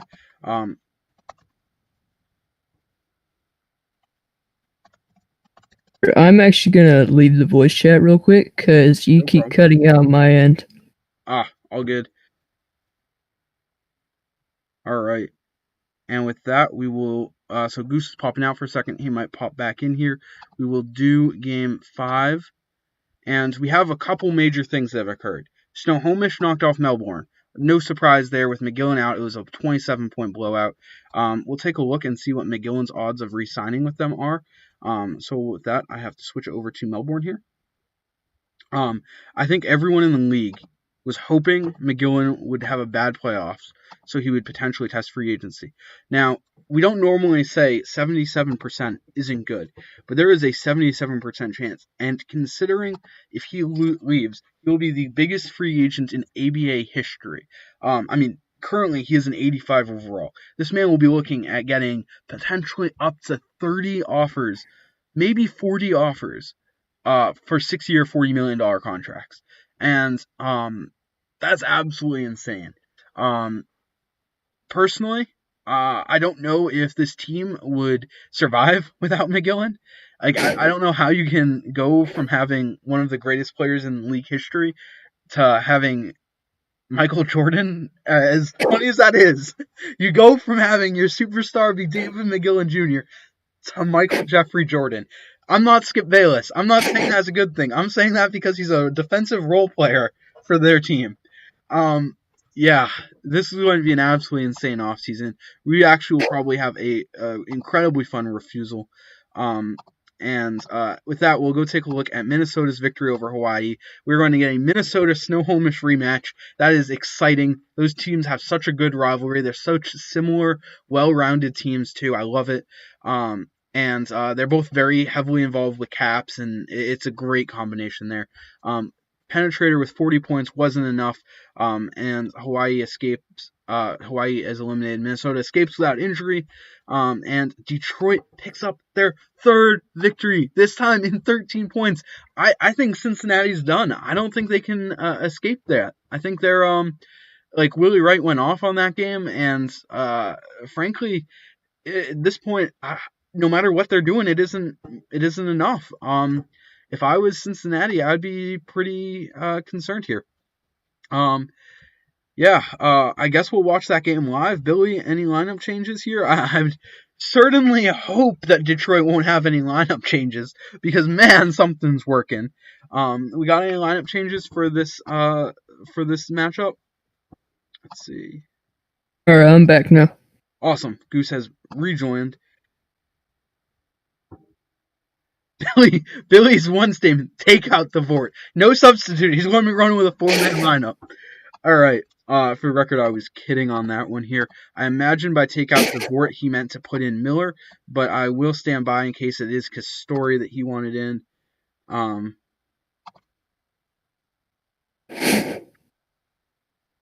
Just put him in for shits and giggles.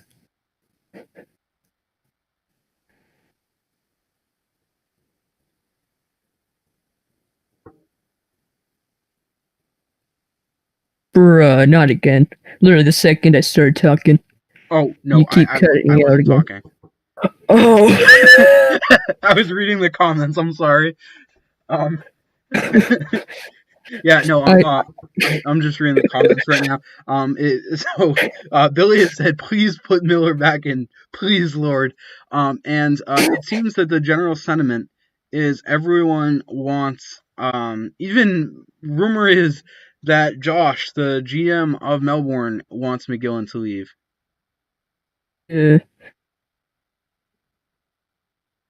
Something I might be expecting, or we should be expecting, is during the off season, one of the teams that will submit an offer to McGillen, if he does end up not accepting back to Melbourne, is Paris. I can totally imagine.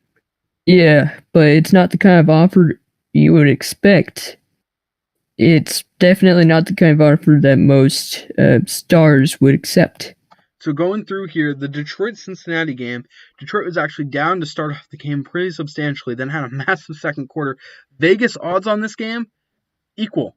They're saying it's a 50-50 chance. That's how well this Detroit team is matching up. Detroit blowing them out now. In the fourth, it's an 11-point game, not really a blowout anymore, a 15-point game. I think this might be it. Yeah. They need a foot. Oh, wow. LaMelo for 3. He hit it. It is 8 points in a minute, but they're on a bit of a roll here. Detroit for 3 misses. Richard Wright, the offensive board. Mid-range misses. Hopkins, the board for Cincy. The Vort misses. Weir for 3. It's in. Oh, my God. We're witnessing a minor comeback here. For Cincinnati. Oh wait, no, Weir's again. Oh, Weir might have knocked them out. Yeah, I don't know if they're down 8. All right, Weir hits it. That might be the game. Oh, and Willie Wright steals the ball, ending the game. It was a lot Wow. closer than it looks, but if you're Cincinnati, this is absolutely embarrassing. You just lost. You were a favorite to win the East, and you just lost to the 8th seed Detroit Falcons because of height. Somehow Detroit is going to the conference finals.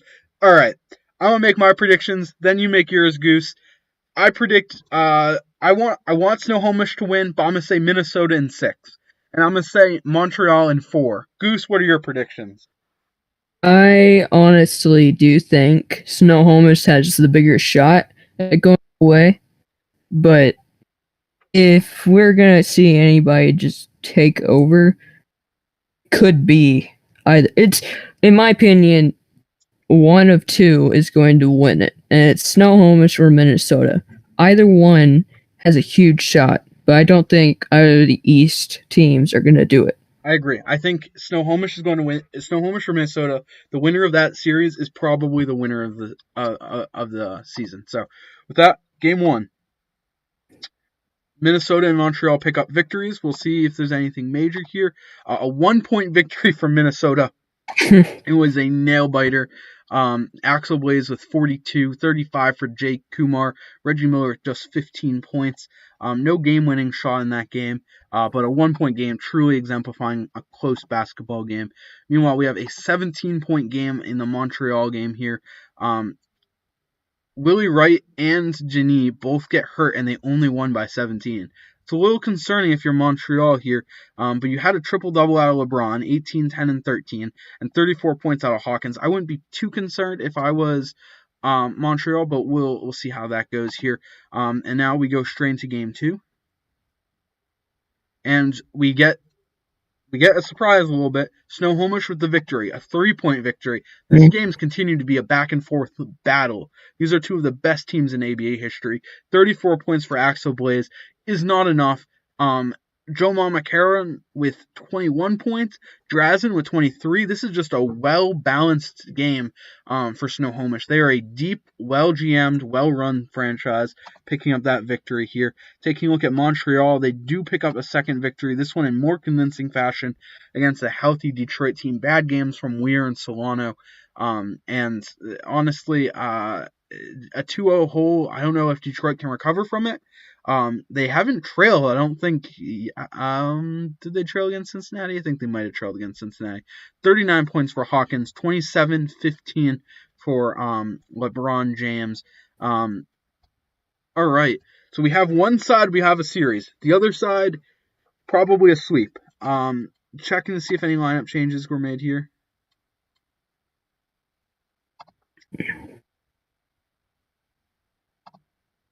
All right.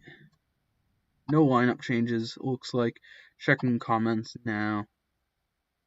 Holy cow.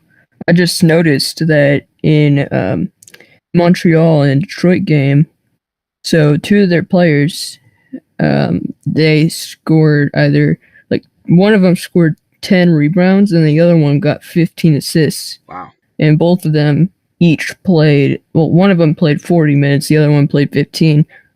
Not 50. I'm stupid. 35. So with that, one more game, and then we'll probably start doing live sims here. Detroit with the victory! Detroit! Oh, we're checking out a 6-point victory for Detroit here. They even almost dealt with a LeBron triple-double here, but 27 points from Nobby. And wow, there's no even great stat line besides for Nobby. It's one good game, and they're picking up a victory there. What is with that? But Detroit picking up a victory, that is huge. Meanwhile, Snohomish is up 2-1 over Minnesota with a convincing victory. Axel Blaze had a strong game, but shot below 50% from the field. Jay Kumar also below 50%. And their third star, Reggie Miller, not quite putting up the stats. Even with Dedrick Bonville out, this team had 4 players score 20-plus points, and that doesn't even include their arguably best player, Cottrell Ellis, who scored just 10. Snohomish is a great team. I really want them to win. Not going to lie there. I really want to change it up, get new blood in the championship here. And after so many cursed seasons in St. Louis, yeah, it would be great for that franchise to pick up a ring. Meanwhile, Montreal here up 2-1 in that series, and we'll probably start doing the live sims. That is hype. Actually, we'll probably wait another game to do the live sims since nobody's facing elimination here. Boom. And we have a 2-2 series. What is this 2-2 series? That is absolutely insane. 23-point victory for Minnesota. God, that's a lot. They had strong games from Axel and Jay. This is inverted, and Drazen suffers a major injury, a torn meniscus.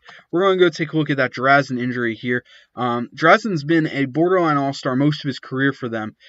Fortunately, he did not go down in overall, but that is a huge blow.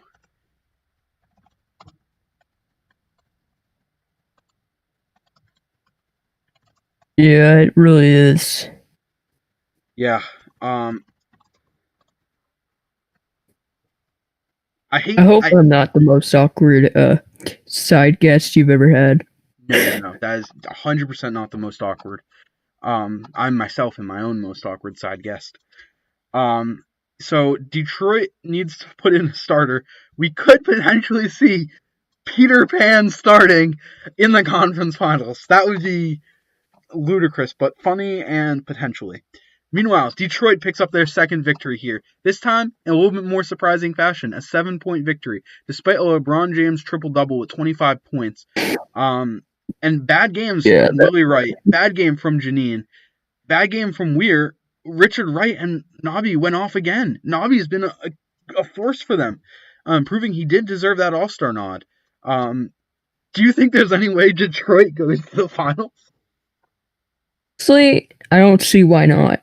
They're doing so well right now. I've seen something like this before.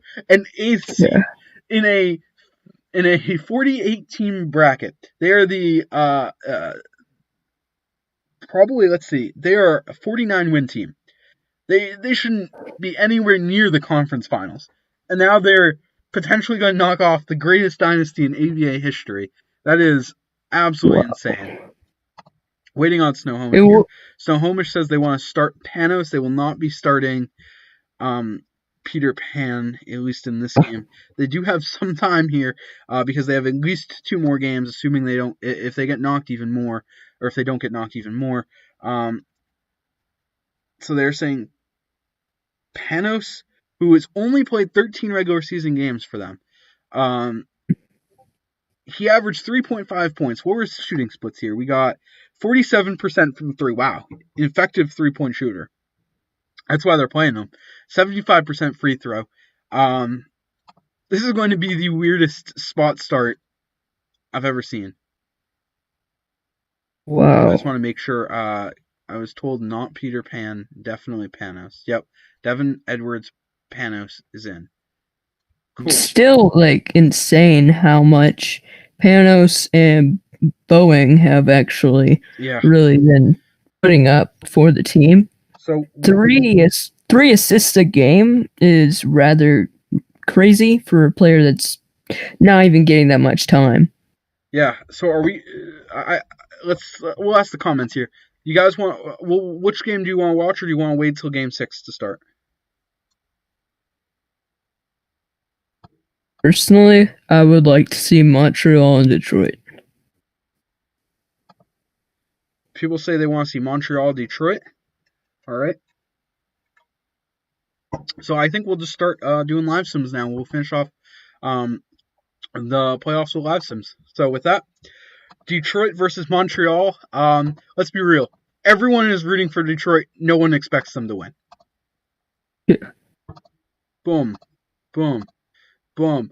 And with that, going into the fourth quarter is 11-point lead for Montreal. It was an incredibly low-scoring game. Now just a 10-point lead. 6-point lead. 4-point lead. We are watching Montreal blow a huge lead right now. LeBron at the rim. He scores and one. He hits the free throw. They're up 7. Nobby misses, makes one. Hawkins misses. It's a 6-point game. Janine mid-range misses. LeBron the board. Garnett mid-range. Free throw line. He hits both. Nobby mid-range misses. Nobby offense. Janine at the line. He hits one. Montreal misses. 32 seconds left. It's a 7-point game. Might be game here. Richard Wright for 3 misses. Willie Wright the offensive board at the line. He hits both. 5-point game. Kylo Greenman at the line. He hits both. Nobby for 3 misses. That's the game. And Montreal holds on, nearly blowing their lead, but they do hold on here. We'll take a look, make sure there's no injuries. I don't think there is. We're good injury-wise. And now we'll go take a look at the other game here. And obviously, a huge loss of Drazin last game, but they're staying in it after 1. They're up big after 2. Dedrick Vaughnville's coming up big, it looks like, so far off the bench. Going into the fourth quarter here, it is a 1-point game. 6 minutes in, Snohomish leads, and we'll bring it down to 2 minutes left. Snohomish is up pretty sizably here, and largely, this is going to be perplexing, and it's going to sound strange. They're hardly playing a 5th player. They have only had their bench play a total of 16 minutes, it looks like, outside of that spot. So they basically just said, all right, we are running with our 4 starters for most of the game. These guys are going to play as much of the game as they can, relying heavily on them, and it's worked out so far as they're up 5. And Joe McCarron hits 2 huge free throws. McDowell turns the ball over, and then Blaze ends up mid-ranged on a Hoyer feed. Maven at the rim, he scores. James Bostain Jr. misses a 3, not as clutch as his father. And Aaron Fox steals the ball. That's huge. Aaron Fox for 3 misses. Maven the defensive board. 7-point game. Homer Simpson's fouled out, and I think Snohomish is going to bring this game in. Yeah, I don't think there's a comeback lined up here. And McDowell hits a huge basket that ends this game. And with that, Snohomish holds on despite being down a man. We are now looking at Snohomish 1 game away from going to the ABA finals. Montreal also 1 game away, and we will watch both those games live here. This is absolutely insane. Another incredibly close conference finals. Conference finals seems to be where it's been made these last few seasons. Minnesota starts out leading.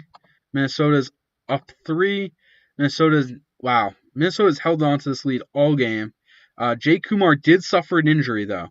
So we'll take a look at that at the end here. Snohomish, I don't know if they can come back. They're down pretty sizably here.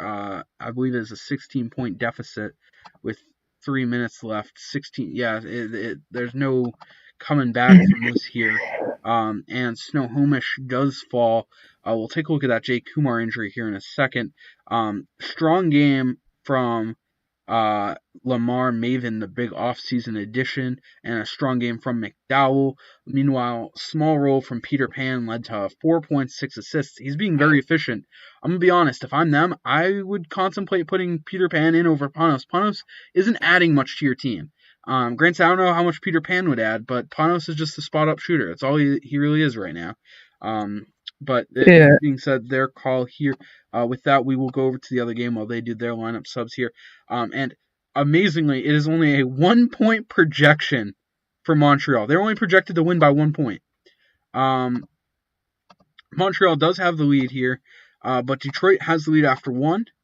They're down 10 after 2, though, and down 5 after 3. 6 minutes left in the game. Detroit has pulled ahead. Detroit is up 6 with 2 minutes left. LeBron with the ball. He's at the line here. He hits both. Jalen Wheeler misses, but Willie Wright gets the rebound. That's huge. Willie Wright for 3 misses. LeBron with the board. LeBron gets the layup and 1, and he hits it down 1 point. A minute 54 left. Schneider misses. Nobby the offensive board. Schneider again. This time he gets and 1. misses a free throw. Montreal goes to LeBron again, but Willie Wright blocks LeBron James. Willie Wright, the defensive rebound. Nobby elevates at the rim and misses. That would have been a huge, potentially game-saving basket. Jermaine Hawkins, the defensive board. Hopkins mid-ranged and one by Hawkins? Yeah, by Hawkins. Hawkins makes the free throw. Tie game. Nobby mid-range for the lead. Misses. Hunter Greenman scores. Montreal is up by 2. Khalil Hunter hits the free throw. Wiedemann mid-range. He hits it. Snyder is playing a lot more than I expected. 1 point lead for Montreal with the ball. Mid-range blocked by Willie Wright. Jalen Weir the board. Snyder, mid-range. It's in! It's in! Detroit leads by 1. 19 seconds left. 12 seconds left. Ivanovic for 2. Blocked by Nobby Solano. LeBron James the rebound. Ivanovic, 8 seconds left. It's in! 1 point lead by Montreal. All right, so you have the ball. 8 seconds left. You're Detroit. You only need 2 points. Who you go to? Who would you give the ball to here? You gotta say Nobby, right? Yeah. Doing the best with the ball. Nobby is their star, and he might be one of the most underrated stars in the league, apparently. And Ivanovic steals the inbound. That's the game. Wow. Did not expect that. What an anticlimactic climax to a climactic game. Weird as that sounds. Yeah. And with that, Montreal will go to the finals for their 6th or 7th straight appearance. That is incredibly impressive. Montreal's dynasty prevails once again. And we have a Game 7, Snohomish versus Minnesota. Kevin Warner and Peter Pan will be starting. I am pleased to announce Snohomish will be starting Peter Pan. This is the first time he's ever been started the whole entire season, I believe. Is this his first start of his career? I think so. First start of his career coming in a Game 7. We're just double checking right now on that. Yes. A career 1.1 points per game. A career 4 assists a game. 120 games at 10 minutes a clip. We'll see if this player, who used to be a backup on a tanking team who barely played, has a huge role here. This could be his last ever ABA game. This could also be the first of a Hall of Fame career. Incredibly random. And I was told to put Kevin Warner on plus, I believe. Just confirming that right now. Give Warner a negative PT. Oh. And I would just like to point out that the only thing that went up on Peter Pan Boeing this offseason was his IQ. No. His DI. Yeah, it's kind of sad. That's rough. That's the only thing that went up. What? That's rough. All right. Oh. So, yeah. Here we go. This is going to be an insane matchup. I'm going to ping real quick for this matchup here. That's pretty cool.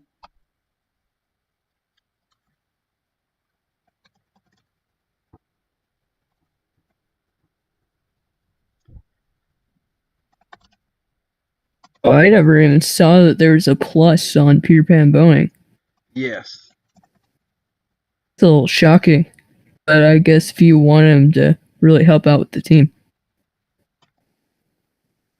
All right. But don't have him on a plus like when he's actually starting. I don't think they said anything different. Oh.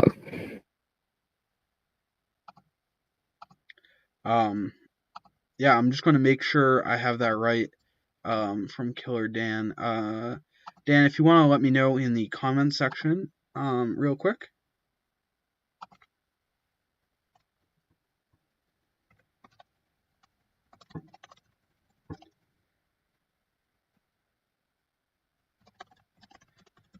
Yeah.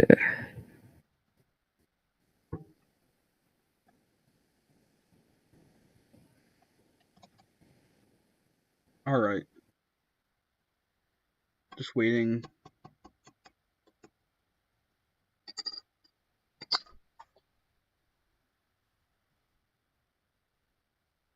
Duh, duh, duh, duh, duh.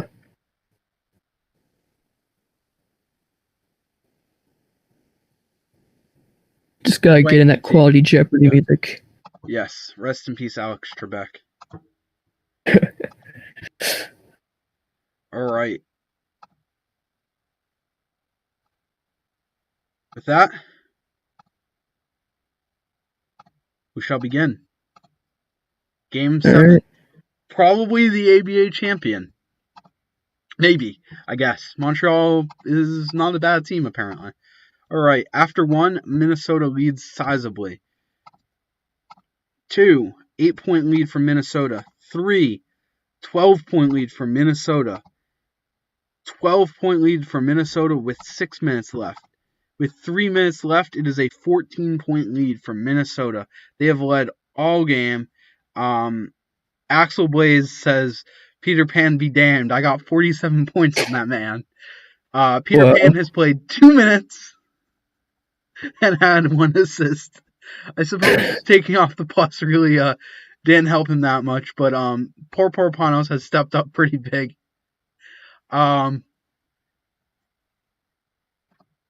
Wow. Dedrick Vonville hits a 3, technically keeping them alive. Hoyer hits both free throws, though. Ellis misses a 3. And Axel Blaze, I think Blaze has 60 points now? No, 50 points. 50-point game from Axel Blaze. I mean, you can't expect anything better than that. And I think that this is game. It looks worse than it was. So I just noticed you actually, so with that plus being taken off, Peter Pan only played 2 minutes that entire game. 2.9 technically. Panos played the majority of the game. This might be a mix of coaching and game flow though, because they trailed all game, and I don't think Peter Pan has a high 3 ball. And when teams are trailing, he has a 0 on 3, and since they trailed all game, game flow goes against him there. But it does not matter. We end up with Minnesota versus Montreal. Is this their second or third matchup? Let's see. Minnesota, Montreal, right there. So it's their second matchup. It's a rematch. Last year, Minnesota won. Axel, of course, previously was a big part of the Montreal teams. So we'll see how this goes down here.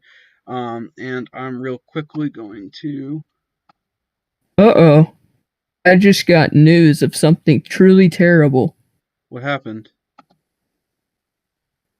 Peter Pan just got hit by a car, and then a bunch of geese swarmed around his body and started picking the heck out of it. Oh, boy. Now it looks like Swiss cheese.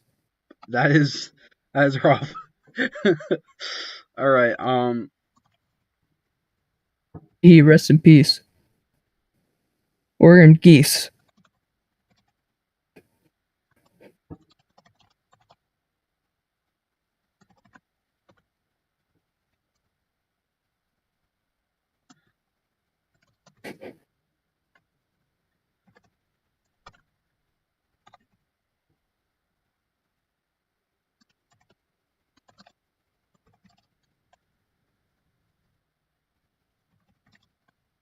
This is very awkward silence. Yeah, apologies. I'm just typing out a message. All right, cool. All right, here we go. 7. So real quickly, I'm going to retire Peter Pan. After what was a disappointing only start of his career. Yeah. Really is sad. So much potential. But he just had to be created by Goose. Yep. And then I can add... I'm going to make him the first.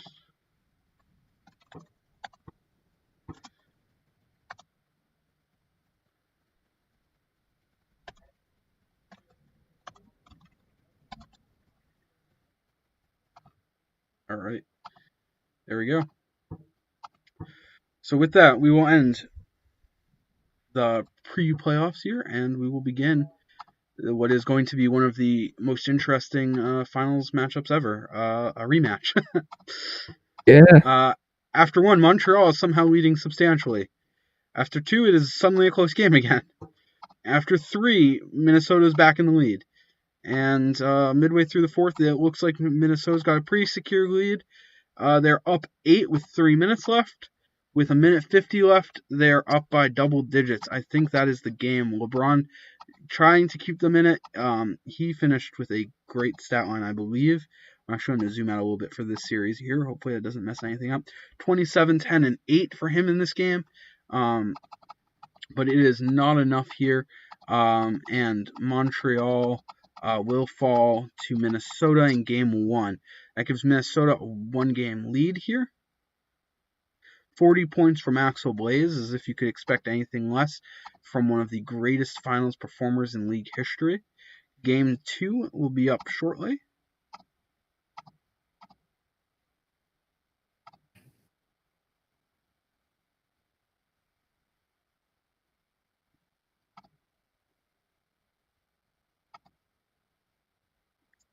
And here we go with game 3. All right. So Montreal, or game 2, Montreal leads big at the end of 1 with a 50-point first quarter. Honestly, that's one of the best first quarters I've ever seen, and LeBron James is on pace for an absolutely insane 40-20-20 game. That pace will not be maintained, I think, as he gets a phenomenal second quarter as well, and they now are at 67 points. They only scored 17 points, but LeBron continues to affect the ball on every aspect of it. They're up by just 2 in the fourth quarter here. LeBron at 23, 11, and 9. An absolute beast this game. And Minnesota has pulled ahead thanks to Axel Blaze and, oh my God, one of the greatest performances in ABA playoff history. 43 points so far on 13 of 13 from the free throw line. 8 of 10. Jay Kumar having an absolutely phenomenal game. Wow. Minnesota has the lead here, and they're pulling away a little bit more every possession. 8-point game now. 5-point game. Minnesota missed LeBron, the defensive board. Bostain Jr. steals the ball, but Nate Ivanovic steals it back from Sawyer. Maurice Jacobs mid-range misses. Jay Kumar the board, and that's the game. And Minnesota holds on, despite some great heroics by Ivanovic, who's come through huge in these playoffs. Ivanovic earning himself a nickname, in fact. Whoa. What's that nickname? The Thief. Ah. Hey, dude's got a lot of steals coming up real clutch for him. So he earned that nickname through true fire, as they say. All right. And Montreal now trails 2-0. I don't see any way in which Montreal can come back from this. Do you, Goose? Yeah, no. I mean, Montreal, yeah, sure, they've really done a great job this season and all the other seasons that they made it to the finals. We're actually witnessing right now a live Montreal comeback in game 3 as they were down big and have had a massive 23-point to 6-point fourth quarter. Bostain kept Minnesota in the game here. Wow, sorry to interrupt you. Did not expect this comeback to be so real. Oh, no. 3-point No. Hawkins for 3 misses. KG, the offensive board. KG for 3 blocked by Hull. LeBron keeping the ball on offense here. And Garnett scores 3-point game. Minnesota trails. With 1:39 seconds left, though, Minnesota pulled back all the way. I don't think Montreal is going to make this comeback happen here. Axel Blaze hits a 3. LeBron an offensive board, but LeBron not getting much help here. LeBron is having a great game. LeBron at 20, 12, and 11 with 5 steals. Ivanovic with 23 points, but down 4. LeBron mid-range. Oh, he's at the line. LeBron hits both free throws. 2-point game. Foul on KG. Miller at the line. He hits 1. He hits 2. 4-point game. LeBron for 3 misses. And foul on Axel at the line. He hits both. LeBron does shoot a last-second 3, but only thing that'll do is make the game closer. And with that, Minnesota may sweep Montreal proving that once you win the West, you do win the league, because right now the East is so weak. I mean, I say so weak, but like it's just not as strong as the West. The West has, as I said, the big four: Minnesota, Hawaii, Melbourne, Snohomish. And we had some really good series, but down 3-0, this has got to be the game, right? Yeah. Really, no one comes back after 3-1 or 3-0. Yeah. Montreal is in the lead here, but honestly, they might pick up a game. They're up 4, and they finished with a Montreal victory. Montreal now, Minnesota leads 3-1. Axel with 38 points, continuing to add. He's probably going to go down as the all-time leading playoff scorer at this point. LeBron 1 rebound shy of a triple-double in that game. But this is, I feel like, it is very possible that Montreal comes back here, but I don't see them winning. Oh yeah, Snohomish, or not, Minnesota now pulling up sizably for the first time in a few games here. Wow. When you get up big time, you can take games off, and they definitely did that. But I don't think there's any real way of coming back from here. And it looks like Minnesota will be back-to-back ABA champions. Yep, they have done it. Back-to-back ABA championships for the Minnesota Muskies. Bostain did suffer an injury. We'll take a real quick look at that, but it doesn't look like it's anything. Now looking at the season summary here, we'll get the awards out shortly. David McGillen wins MVP with a great season. Defensive Player of the Year goes to Artis Gilmore. Sixth Man of the Year goes to Castori, who very much deserved it, in my opinion. Boston has the most improved player, going to Mike Dowley.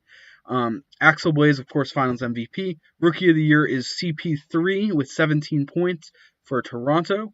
And the Jet Stevens retires. Muse Adams retires. The Cap, Abandoned Cap, Rajon retires. And Austin Slamtown Robinson retiring, and Trustus also a Cap auto retiring here. He may or may not come out of retirement once again for Belgrade. We'll take a look at that. But now it is, as everyone is always anticipatory of, we have the draft lottery here. And honestly, this is a one-pick draft. While it is a deep draft and has a lot of quality players in the lottery, whoever gets Dante Robinson has their future of their franchise. Could it be Cleveland? Charlotte? We could see Wisconsin potentially teaming. This was a good year to tank. With that, I will start this thing up, and I'll pause it. Cleveland actually has 2 shots this year, which is actually very helpful. First pick, not the first pick, the 24th pick will go to Beijing. They're a pretty solid team, so they really didn't need anything particularly big here. The second one here going to Syracuse. They almost made the playoffs, which was kind of surprising. Third one here going to Wisconsin via Mexico. Let's see. And we got Flint. We got Dallas. Toronto. Providence. Minnesota getting 18. They did not jump on the Anaheim pick. San Diego picks up pick 16. Dallas gets another pick here, this time via Jacksonville at 15. Edmonton picks up pick 14. 13 goes to New Jersey. No surprises yet. Pick 12 goes to Seattle. I feel like Seattle was worse than that. That's because it's via Rio de Janeiro. Seattle also has the third highest odds there. Cleveland picking up via Paris at pick 11. Pick 10 goes to New Jersey. Pick 9 goes to Kansas. Minnesota does not jump again, fortunately, going at 8. And they don't drop via Utah either, going at 7. Wisconsin and Belgrade have both jumped. Because New Jersey finishes with pick 6. Cleveland, the tank team, gets pick 5. Wow. Pick 4 goes to Charlotte. Seattle, Belgrade, Wisconsin. Wisconsin with pick 3. Belgrade with 2. Dante Robinson will be going most likely to Seattle. They get a true franchise centerpiece here. So we will sim to the draft here, and then we will export. But you can see Dante Robinson, the clear. I don't see any reason he wouldn't go number 1. Do you see any reason he isn't going number 1? Well, what's his overall? It's still behind for you. Sorry about that. He's 52.78.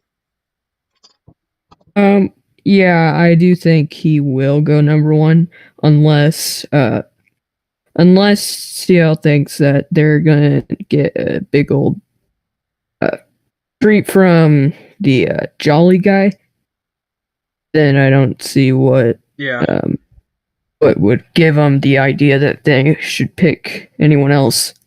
I think that this is going to be a pretty interesting draft. The caps will be put in shortly. We'll get Axel and the cap team, or potentially yourself, Goose. Someone will Yeah. And we'll get that going. So now I'm going to set up the WFL lottery while I export this right now. And I would like to point out that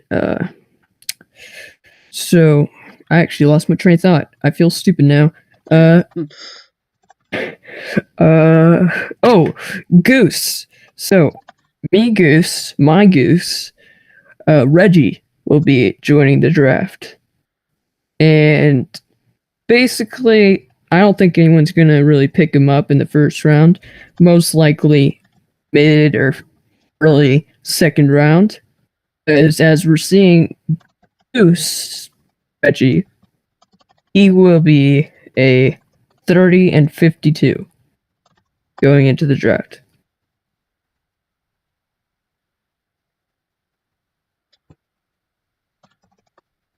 Not the highest. Yeah. What do you think of this? I'm gonna pull up the draft here, if you wouldn't mind providing some commentary on some of these members for a second while I update the league. What do you see any potential red flags in this draft? Anyone that you're very high on?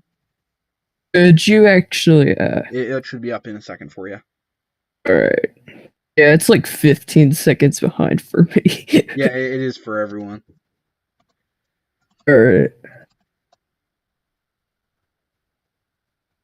It's coming up. All right. So, what I see, and I don't know if you think this would be a red flag or anything, but Nick Price, with that big injury, he won't be playing for like a quarter of the season. Or do you guys count the no, he will miss the start of the season. All right.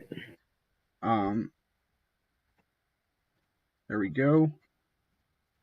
So with the players we have coming in, 60-70, Jolly, I think it's Jolly Green or something, but he's coming in as a 60-70.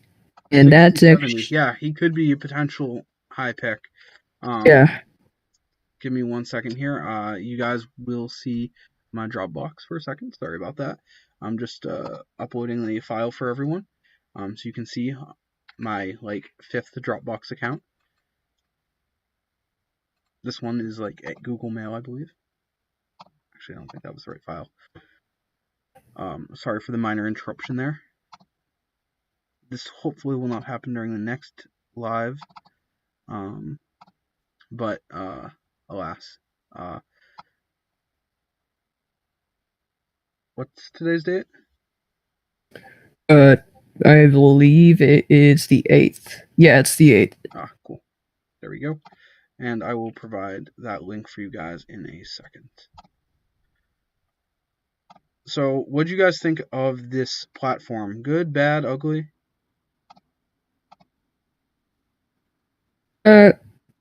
Platform, what do you mean? I don't remember anything different. So you're this Were you in any of the Zoom calls? I think you were. So I have been in the Zoom calls. Yeah. So is that what you mean? Yeah. Do you like the Zoom? Do you like the Zoom better or worse than this? Yes, sir. Yo, Ricky, welcome.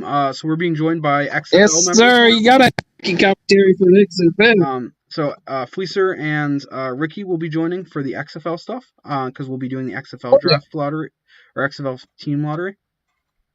Yeah. And I will actually be leaving the Yes. like before the XFL because I don't really have any reason to be here for the XFL. Yes. Thank you for joining, Goose. It was awesome. If you want to start updating the export for caps, that would be phenomenal. But you and Axel can work that out. All right. So Thanks for having See how me. well my Chicago playing. thank you for joining, Goose. See ya. And I'm just going to get the XFL team list going, and then we shall get that part underway, guys. So basically, Hello. what's up, Fleecer? Welcome. How you doing? Good, you. We'll be doing the XFL lottery for you in a second here, and I'm gonna Gotta be have honest, Ricky.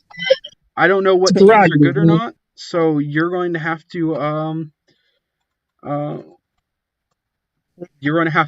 tell me which is the way, or which teams are, or which person wins and such. So I'm going to real quick. Let me get to that. As I click on the.